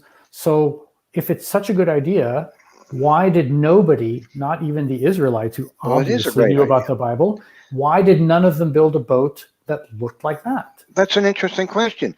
The question is not why is Noah's Ark 6-to-1 ratio. The question is, why didn't man figure out until a century and a half ago to do it? Yeah, by the way, the Bible simply describes it.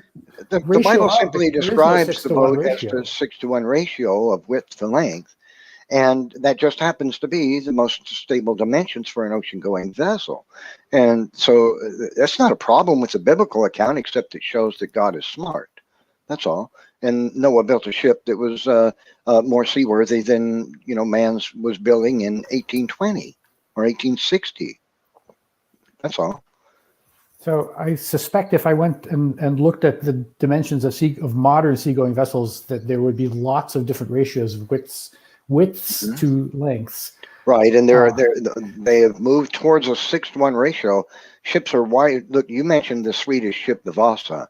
You took a look at that picture. That ship was short and stocky. It was wide and short. That's one of the reasons it was not seaworthy.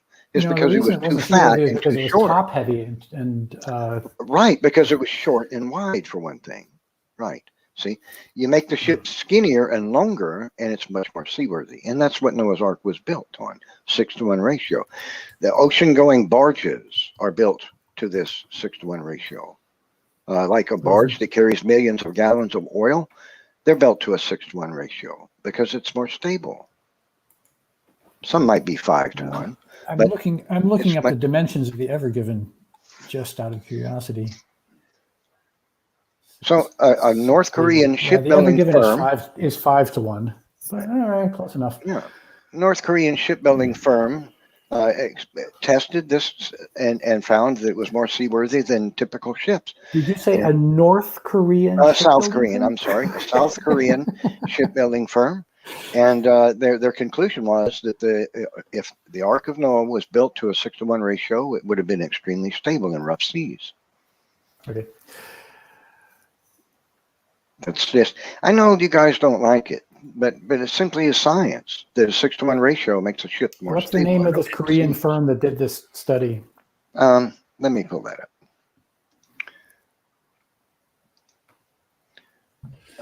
The name of the firm is, I'll screen share this real quick for you so you can see.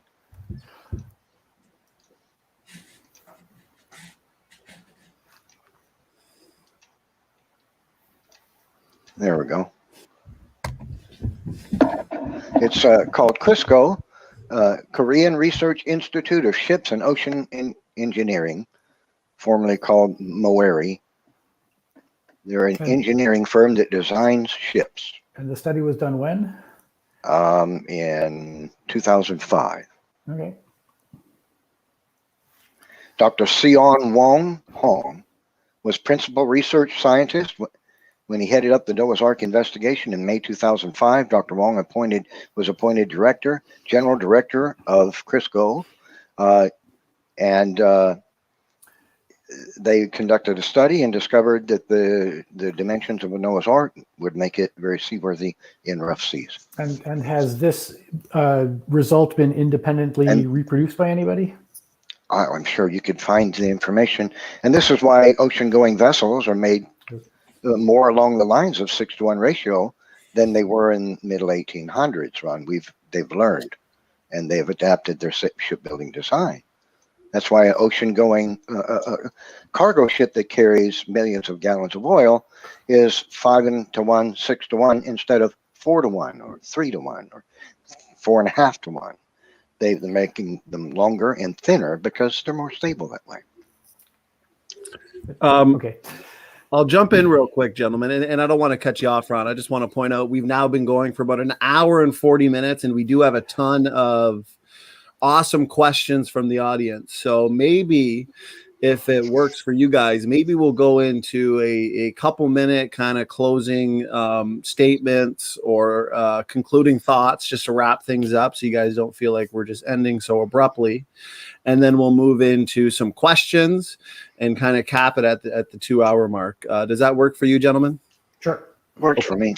Okay, so I guess since Ron, you started, so if you want, take a couple minutes of uninterrupted time, for some closing thoughts, wrap things up. We'll do the same for Neff, and then we'll go into Q&A. So, Ron, the floor is yours.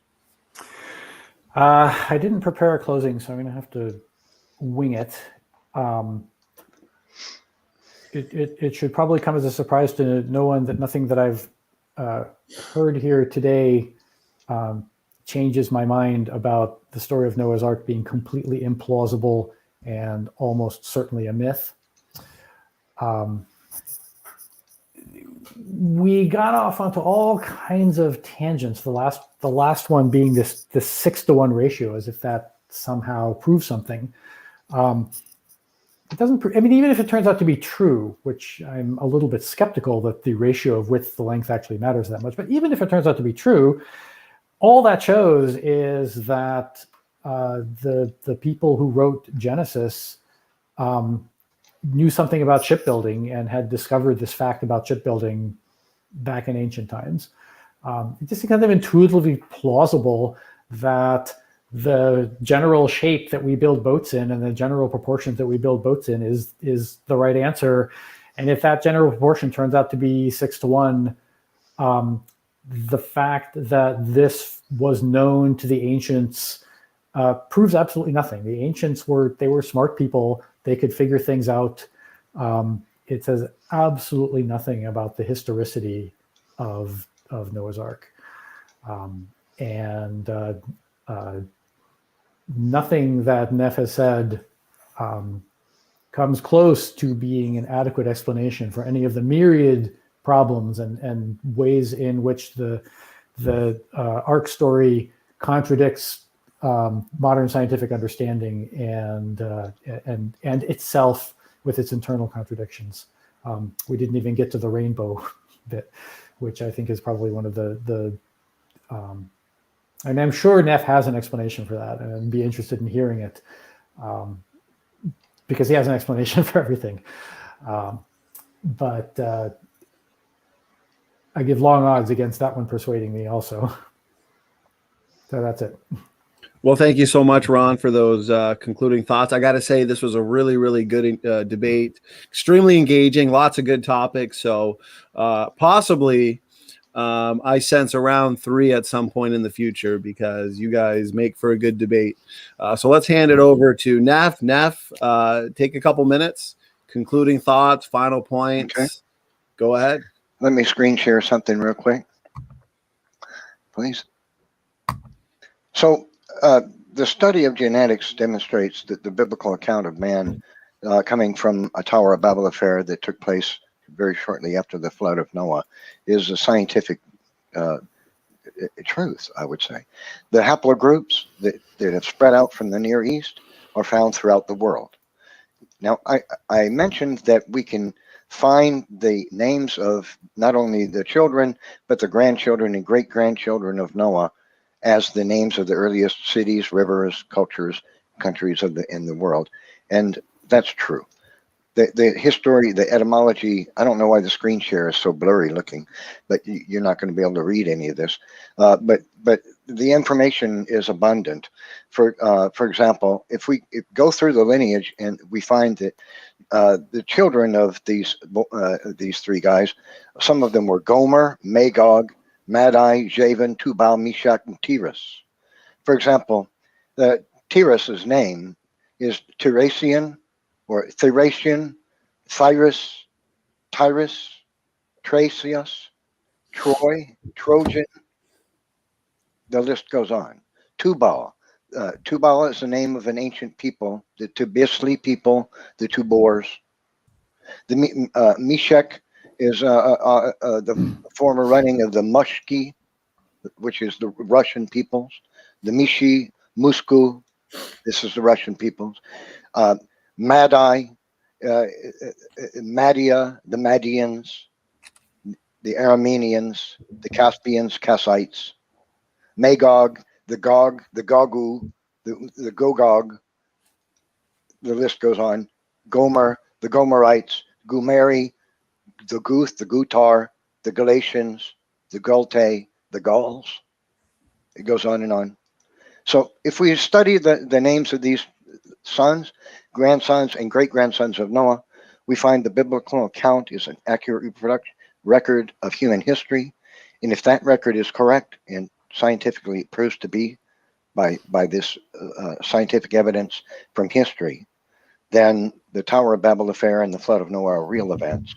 There really was an ark, and that's why we're standing on an average of 1,800 meters of sedimentary strata with rapidly buried creatures which have become fossils.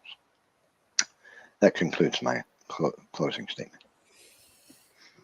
Awesome. Thank you, Neff. Thank you for that concluding statement. Thanks to the both of you for also just giving us your time for tonight's debate, because this was really good. The chat's loving it. I'm loving it. Definitely worth a rewatch. And please, guys, share these debates around so as many people as possible can enjoy them. So why don't we jump right into some questions?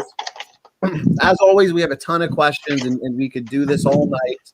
But for the sake of time, I want to respect both of your time. So what we'll do is I'm going to cap this at about 2 hours. So we'll do about 20 minutes or so of questions. Okay. So why don't we get right into it, gentlemen? What I like to do is whoever the question is for. So let's say the question is for you, Ron. Then we'll give NephilimFree a chance to respond if he'd like to, but we will give you the last word. So whoever the question is for gets the last word, essentially. Okay, so let me start right from the beginning here. Here's a super chat, no question, but super chat from Noble Eagle 100, $10 super chat. I appreciate the support. He says, just want to thank you, Standing for Truth. I always learn something new in these debates. God bless. Awesome. I appreciate it. That's the most important thing, that everybody comes here and learns something at the end of the day. So here's a question from Andrew Cumming. This question is for you, Neff. Question for Neff. How is the bison situation analogous to the flood if humans were the intervening force and the population was never below a few hundred as opposed to 2? So that question is for you, Neff. You are on mute, brother, so just make sure you unmute yourself and go ahead and take your time.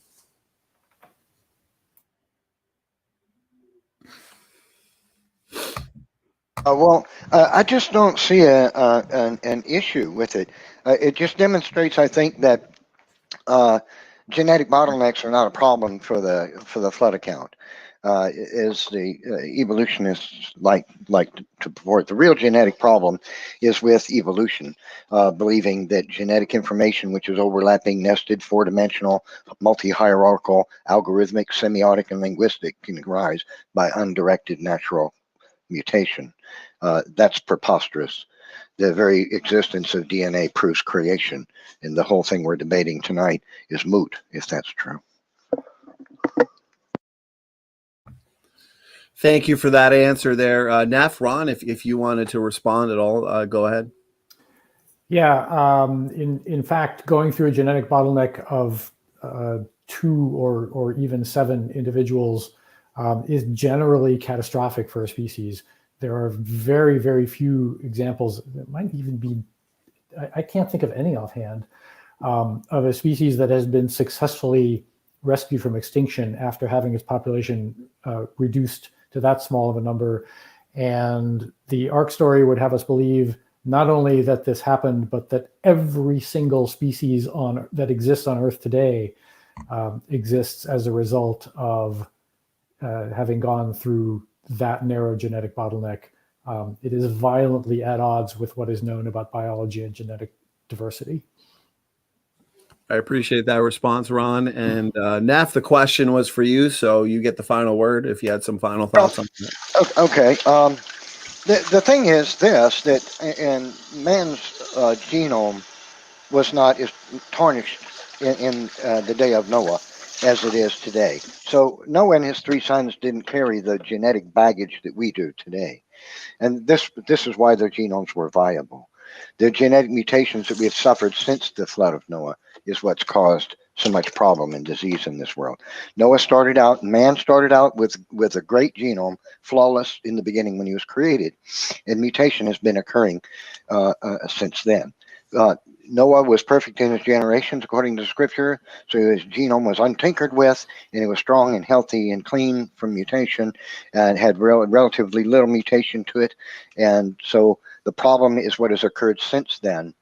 It's not a problem if the Earth is only, if this account is true and it's only thousands of years old. But if mutations have been occurring to the genomes of living things for millions of years, like evolutionists say, there wouldn't be anything living on this planet. Mutations would cause every species to have become extinct long, long ago. That concludes my response.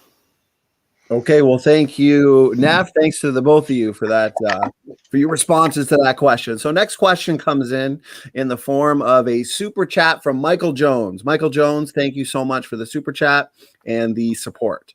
This one's for you now, Ron. So he says, he asks, how would Ron Garret rectify the New Testament passages about Noah and he lists a bunch of verses throughout the New Testament, Matthew, Luke, Hebrews, so on and so forth. Go ahead, Ron. I presume you meant reconcile rather than rectify. But I mean, it's very simple. The New Testament was written by people with a theological agenda, and part of that agenda was to show that Jesus was the fulfillment of prophecy.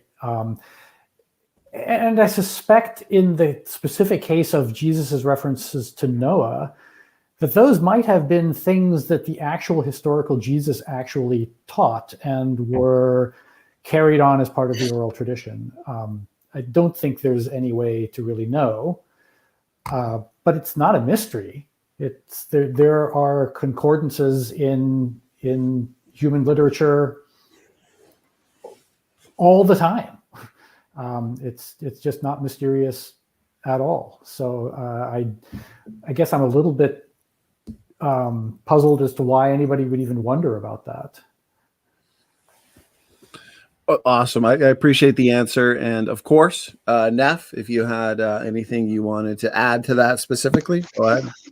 Yeah, I'd say that science has discovered that the majority of mutations to our protein coding sequences have taken place in the last alleged 5,000 to 10,000 years. I'd think it's more like 4,500 years. That astonishing fact really kicks evolution theory to the curb, because it can't be true. If man has been around for hundreds of thousands of years, that mutations would have been such a tiny trickle in our genome. And this contradicts Ron's idea of genomes, the problem with the chromosome that he imagines, because Ron is really alleging that mutations happen much more largely than what he's saying. The truth is, mutations don't do what evolutionists claim. They destroy. Evolutionists claim they're the designers, but they're not. They're the source of every human disease. So genetics doesn't support Ron's view. It supports the biblical account. All right, I appreciate that, Neff. And Ron, since the question was originally for you, if you had some final words or final thoughts on that one, go ahead. No, I got nothing. Sorry. No problem. No problem. You guys don't have to feel obligated to, have any final words, but the option is there to do so. So let's. I've got a good mix today of questions for Ron, questions for Neff. So what I'll do is, if I can, we'll go Neff, then Ron, Neff, then Ron. So this question is for Neff. This is a super chat, $5 super chat from Second Best Bob. I appreciate your support. Question for Neff. I would like to ask Neff how all the different colors and races of people came from Noah and his family. Well, it's just genetic recombination. I mean, this is the very same process we see today. I mean, human beings produce offspring of themselves in the same way that other creatures do. And the genetic information. By the way, here's an interesting thing. There are couples in this world that are both African, the mother and the father, both African, and had children, one child be completely African looking and the other child completely Caucasian looking. Both of them came from the same mom and dad, who are African. And the same thing has occurred the other way around, where people who are Caucasian have a child and somehow that child looks completely African. Because we carry the same genetic information in our genome, it's how it's expressed. The information to produce all the various tribes of mankind exists currently in every one of our genomes. It's how it's expressed. It's not that the information has changed so much. It's that it's expressed differently. That's just genetic expression. Now, the interesting thing for the evolutionist is that they believe that all the tribes of mankind are produced by mutation, and according to evolution theory, since survival of the fittest and the best design is the one that wins, evolution has to be extremely racist for evolutionists to believe that the varieties of man are a product of evolution. because even Charles Darwin and Charles Lyell acknowledged that the very theory itself is extremely racist, and they didn't attempt to hide that fact. They were frank about it. Read Charles Darwin's book on the descent of man. It opens up with a completely racist statement about African people because of his belief in evolution theory. That concludes my response. Thank you, Neff, for that response. And Ron, if you had a response as well to that question or anything Neff said, go ahead. Yeah, so it's actually pretty easy to see that the variation that we see in humans could not possibly have arisen from an initial population of 6. The reason, in order to support genetic diversity, you have to have a large enough population that diversity can exist can be distributed among the individuals in that population. And if the population gets small, you can't have that kind of diversity. And the way you see that is you just look at the geographic distribution of physical features. You have 1 billion Chinese people, and they all look very similar. You have, I don't know how many Caucasians, they all look similar. When they interbreed with each other, they can produce lots of diversity, but when one race only interbreeds with itself, it only produces offspring that look similar to the parents. And it doesn't spontaneously produce a lot of diversity. Diversity is something that accumulates via mutation and natural selection in large populations over long periods of time. That's the reason it's a precious resource that it is a mistake to squander. Thank you, Ron, for that response. And Neff, the question was for you originally, so you get the last word on that one. Okay, screen share me, please. You're good to go. The couple you see here is a mixed race couple. They look very African, but they have some mixed race in them. Those are their children. One of them looks very African, the other one completely Caucasian. The Richardson twins are the same way. So are the Durant twins. They had 4. 2 of them are African looking, 2 are Caucasian looking, or Arab looking, perhaps. And the Biggs twins are the same way. These children came from the same parents. So when somebody says the genetic variability that exists in the genome of every one of us isn't sufficient in 4,500 years to create the various tribes of man, I think that's a statement of naivete and ignorance. That concludes my response. Awesome. Thanks so much. Okay, so let's move on to a question now for Ron. Let's see. Okay, so question from Redefine Living. Thanks so much for your question. Question for Ron. How are those 3 male lineages consistent with the evolutionary model? I think he's referring to your discussion portion on the Y chromosome. So I would have to see some data that these alleged 3 male lineages actually exist. I'm highly skeptical of this. I've not heard this before as an actual scientific result outside of creationist circles.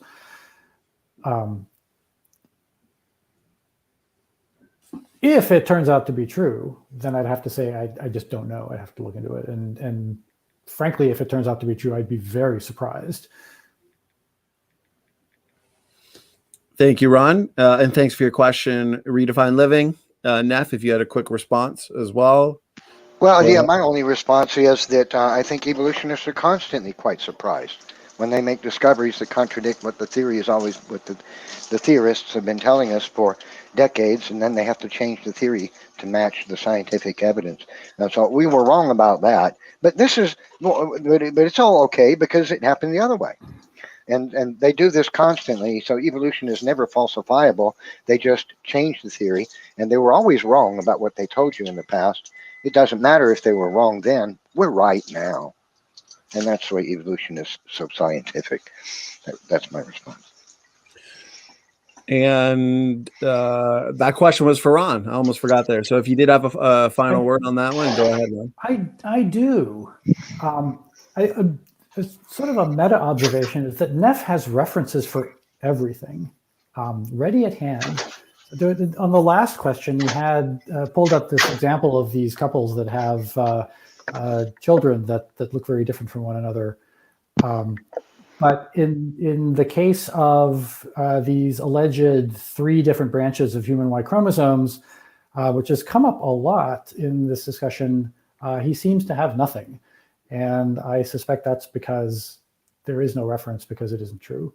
I also just take this opportunity to say that those kids, yeah, that sort of thing can happen, but it's the exception rather than the rule. All right, guys, I appreciate both your responses. So far, tons of good questions from the audience. And I also want to thank you guys again, Neff and Ron, for keeping this such an engaging and respectful debate. Very easy debate to moderate. You guys were great. So super chat here from Raymond. I appreciate it. $10 super chat. No question or comment, just here to support. So I appreciate that. And let's see here. Question for Neff. Question from Org. Neff, I think I'm hearing a little bit of background noise there. Sorry. I don't know if you're building something. No, that's fine. That's fine. Building an ark. I'm building a Noah's Ark. Yes, I am. That boy, brother. Let's see if you can get that ark built by the time we're done with this question and answer. So let's see. Question from Org 243. I appreciate it. Question for Neff. Do you think, Neff, it is important for creationists to show fossilization can happen in just 1 year?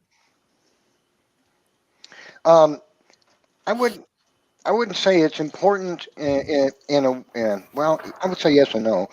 I think it's important that scientists should attempt to do so.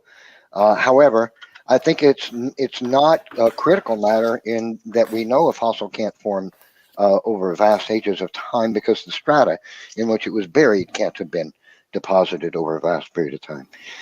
So if the creature dies and is buried in a strata that is deposited ever so slowly, it's going to be scavenged and its bones are scattered and oceanic worms are going to devour it. Scientists have verified that if a whale dies and it falls on the ocean floor, there'll be absolutely not a zip, nothing left of it in 1 year. Nothing. Not some bone, no bone. Gone. Completely gone. Completely, totally devoured. So it's implausible that a creature dies and then is buried ever so slowly by sedimentary strata and becomes a fossil. It's not going to happen. You won't have any fossils that way. The only way you have a fossil is if a creature is rapidly buried, and that supports the biblical flag. Doesn't support uniformitarianism. Thank you, Neff, for that response. Good question, Org. I appreciate it. And Ron, of course, if you wanted to respond or have some input there, go ahead. Yeah, fossilization is rare. Most animals that die are not fossilized; they're recycled into the biosphere, and that's why the fossil record is incomplete. But fossils, the process of fossilization is pretty well understood, by the way, this is a perfect example of a way in which modern scientific understanding could be falsified.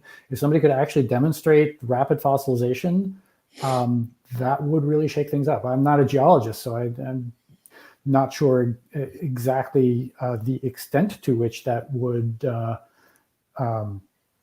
shake things up, but I'm pretty sure it would be big news. So if you really have an interest in proving that the creationist theory and the Noah's Ark theory is true, that would be an experiment worth doing because it would get people's attention. Thank you for that response, Ron. And Neff, question was for you, so you get the final word. It wouldn't prove, I don't think, anything. It doesn't prove that anything is wrong with creationism if we create those experiments, because we know for sure that a fossil can't form over a vast period of time, because the creature can't endure the environment over tens of thousands of years while it's ever so slowly being buried, or it has to be buried rapidly. And then, so if it's buried rapidly, it's in soil which has a pH, and water is constantly bringing minerals, calcium carbonate to it to replace the bones to make a fossil. It's implausible to believe that those bones are going to survive that watery environment or moisture is bringing calcium in there calcium carbonate to replace the bones over thousands and thousands of years, and the bone's not going to just fall apart, crumble. Water and the ground are both acidic. The fossil had to have formed in a relatively brief amount of time, else it's just not going to survive in the environment for thousands of thousands. A moist environment. Has to be moist because water has to bring the calcium carbonate in to replace the bone.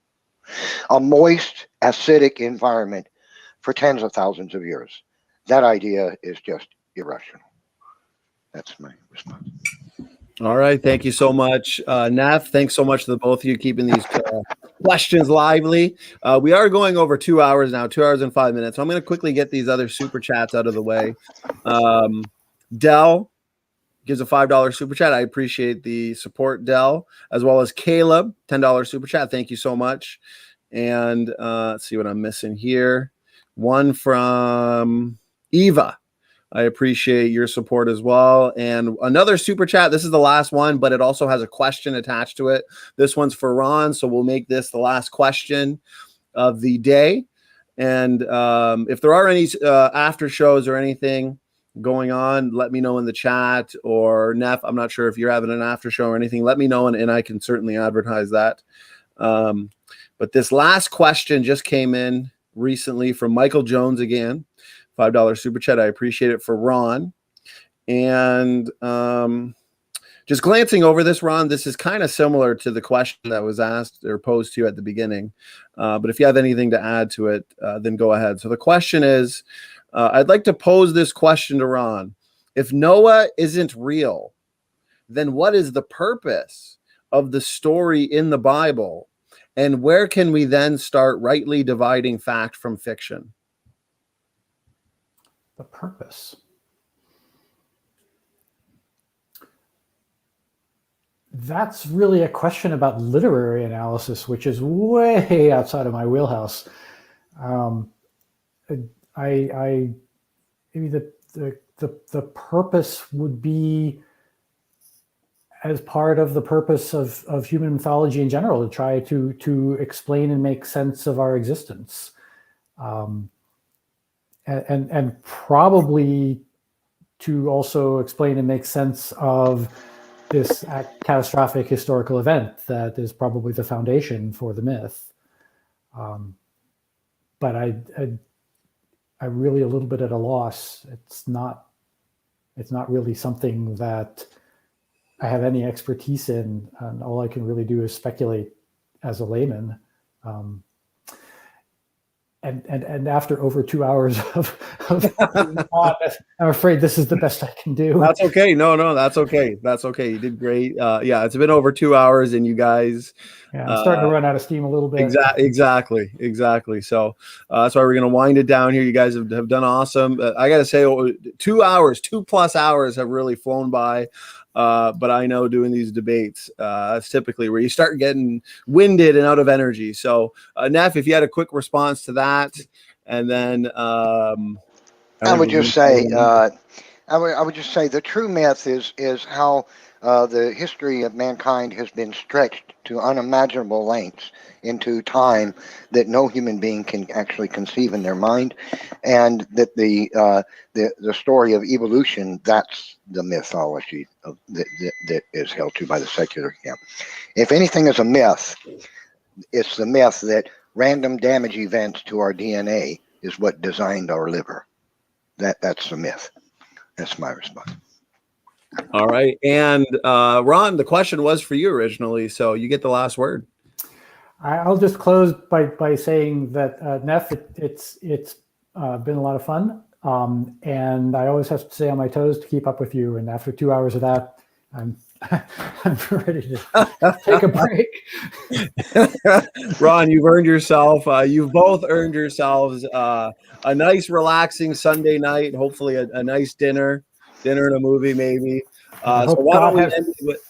Yeah, I was hope going to God say, has why don't we mercy end on all of us for working on the Sabbath. Yeah, there you go.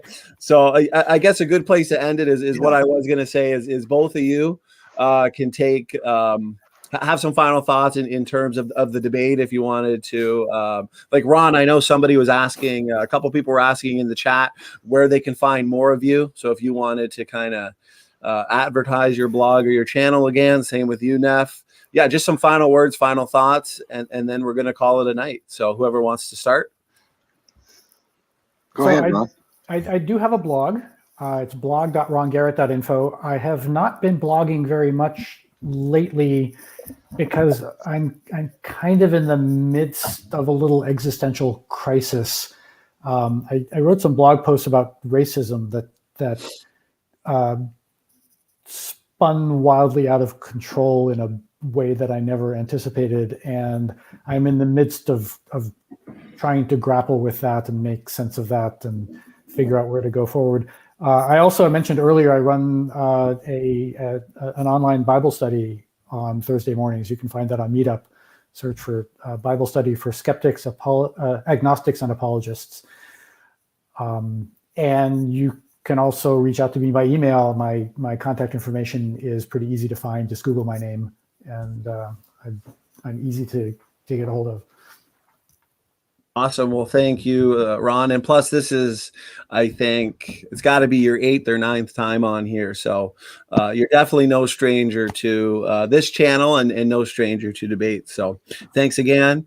Neff, some final words. Thanks for doing this, Neff. Thanks, Ron. I appreciate you debating with me. I enjoyed this debate. You can find me at YouTube /NephilimFree. I have a blog. I rarely write to it, but it's at blogspot.nephilimfree.com. And I enjoy mostly doing live streams and engaging live with other people. I usually do live streams on weekends. So come check out my live streams. You're welcome to join and discuss anything related to worldviews and related matters. Thanks again for debating me, Ron. I've enjoyed it. Awesome. I appreciate both of you. I appreciate the time you've given us for tonight's debate. Great job to the both of you. So I will say one last reminder to the audience. We'll see you back here on Wednesday, which is the 31st. We've got a debate on slavery and the Bible between Cygnus Eustis and Praise I Am. So that'll kick off, I believe, at 9 p.m. So we'll see you then. Thanks to the audience for a lot of great questions and super chats. And thanks one last time to Ron and Neff. SFT is out.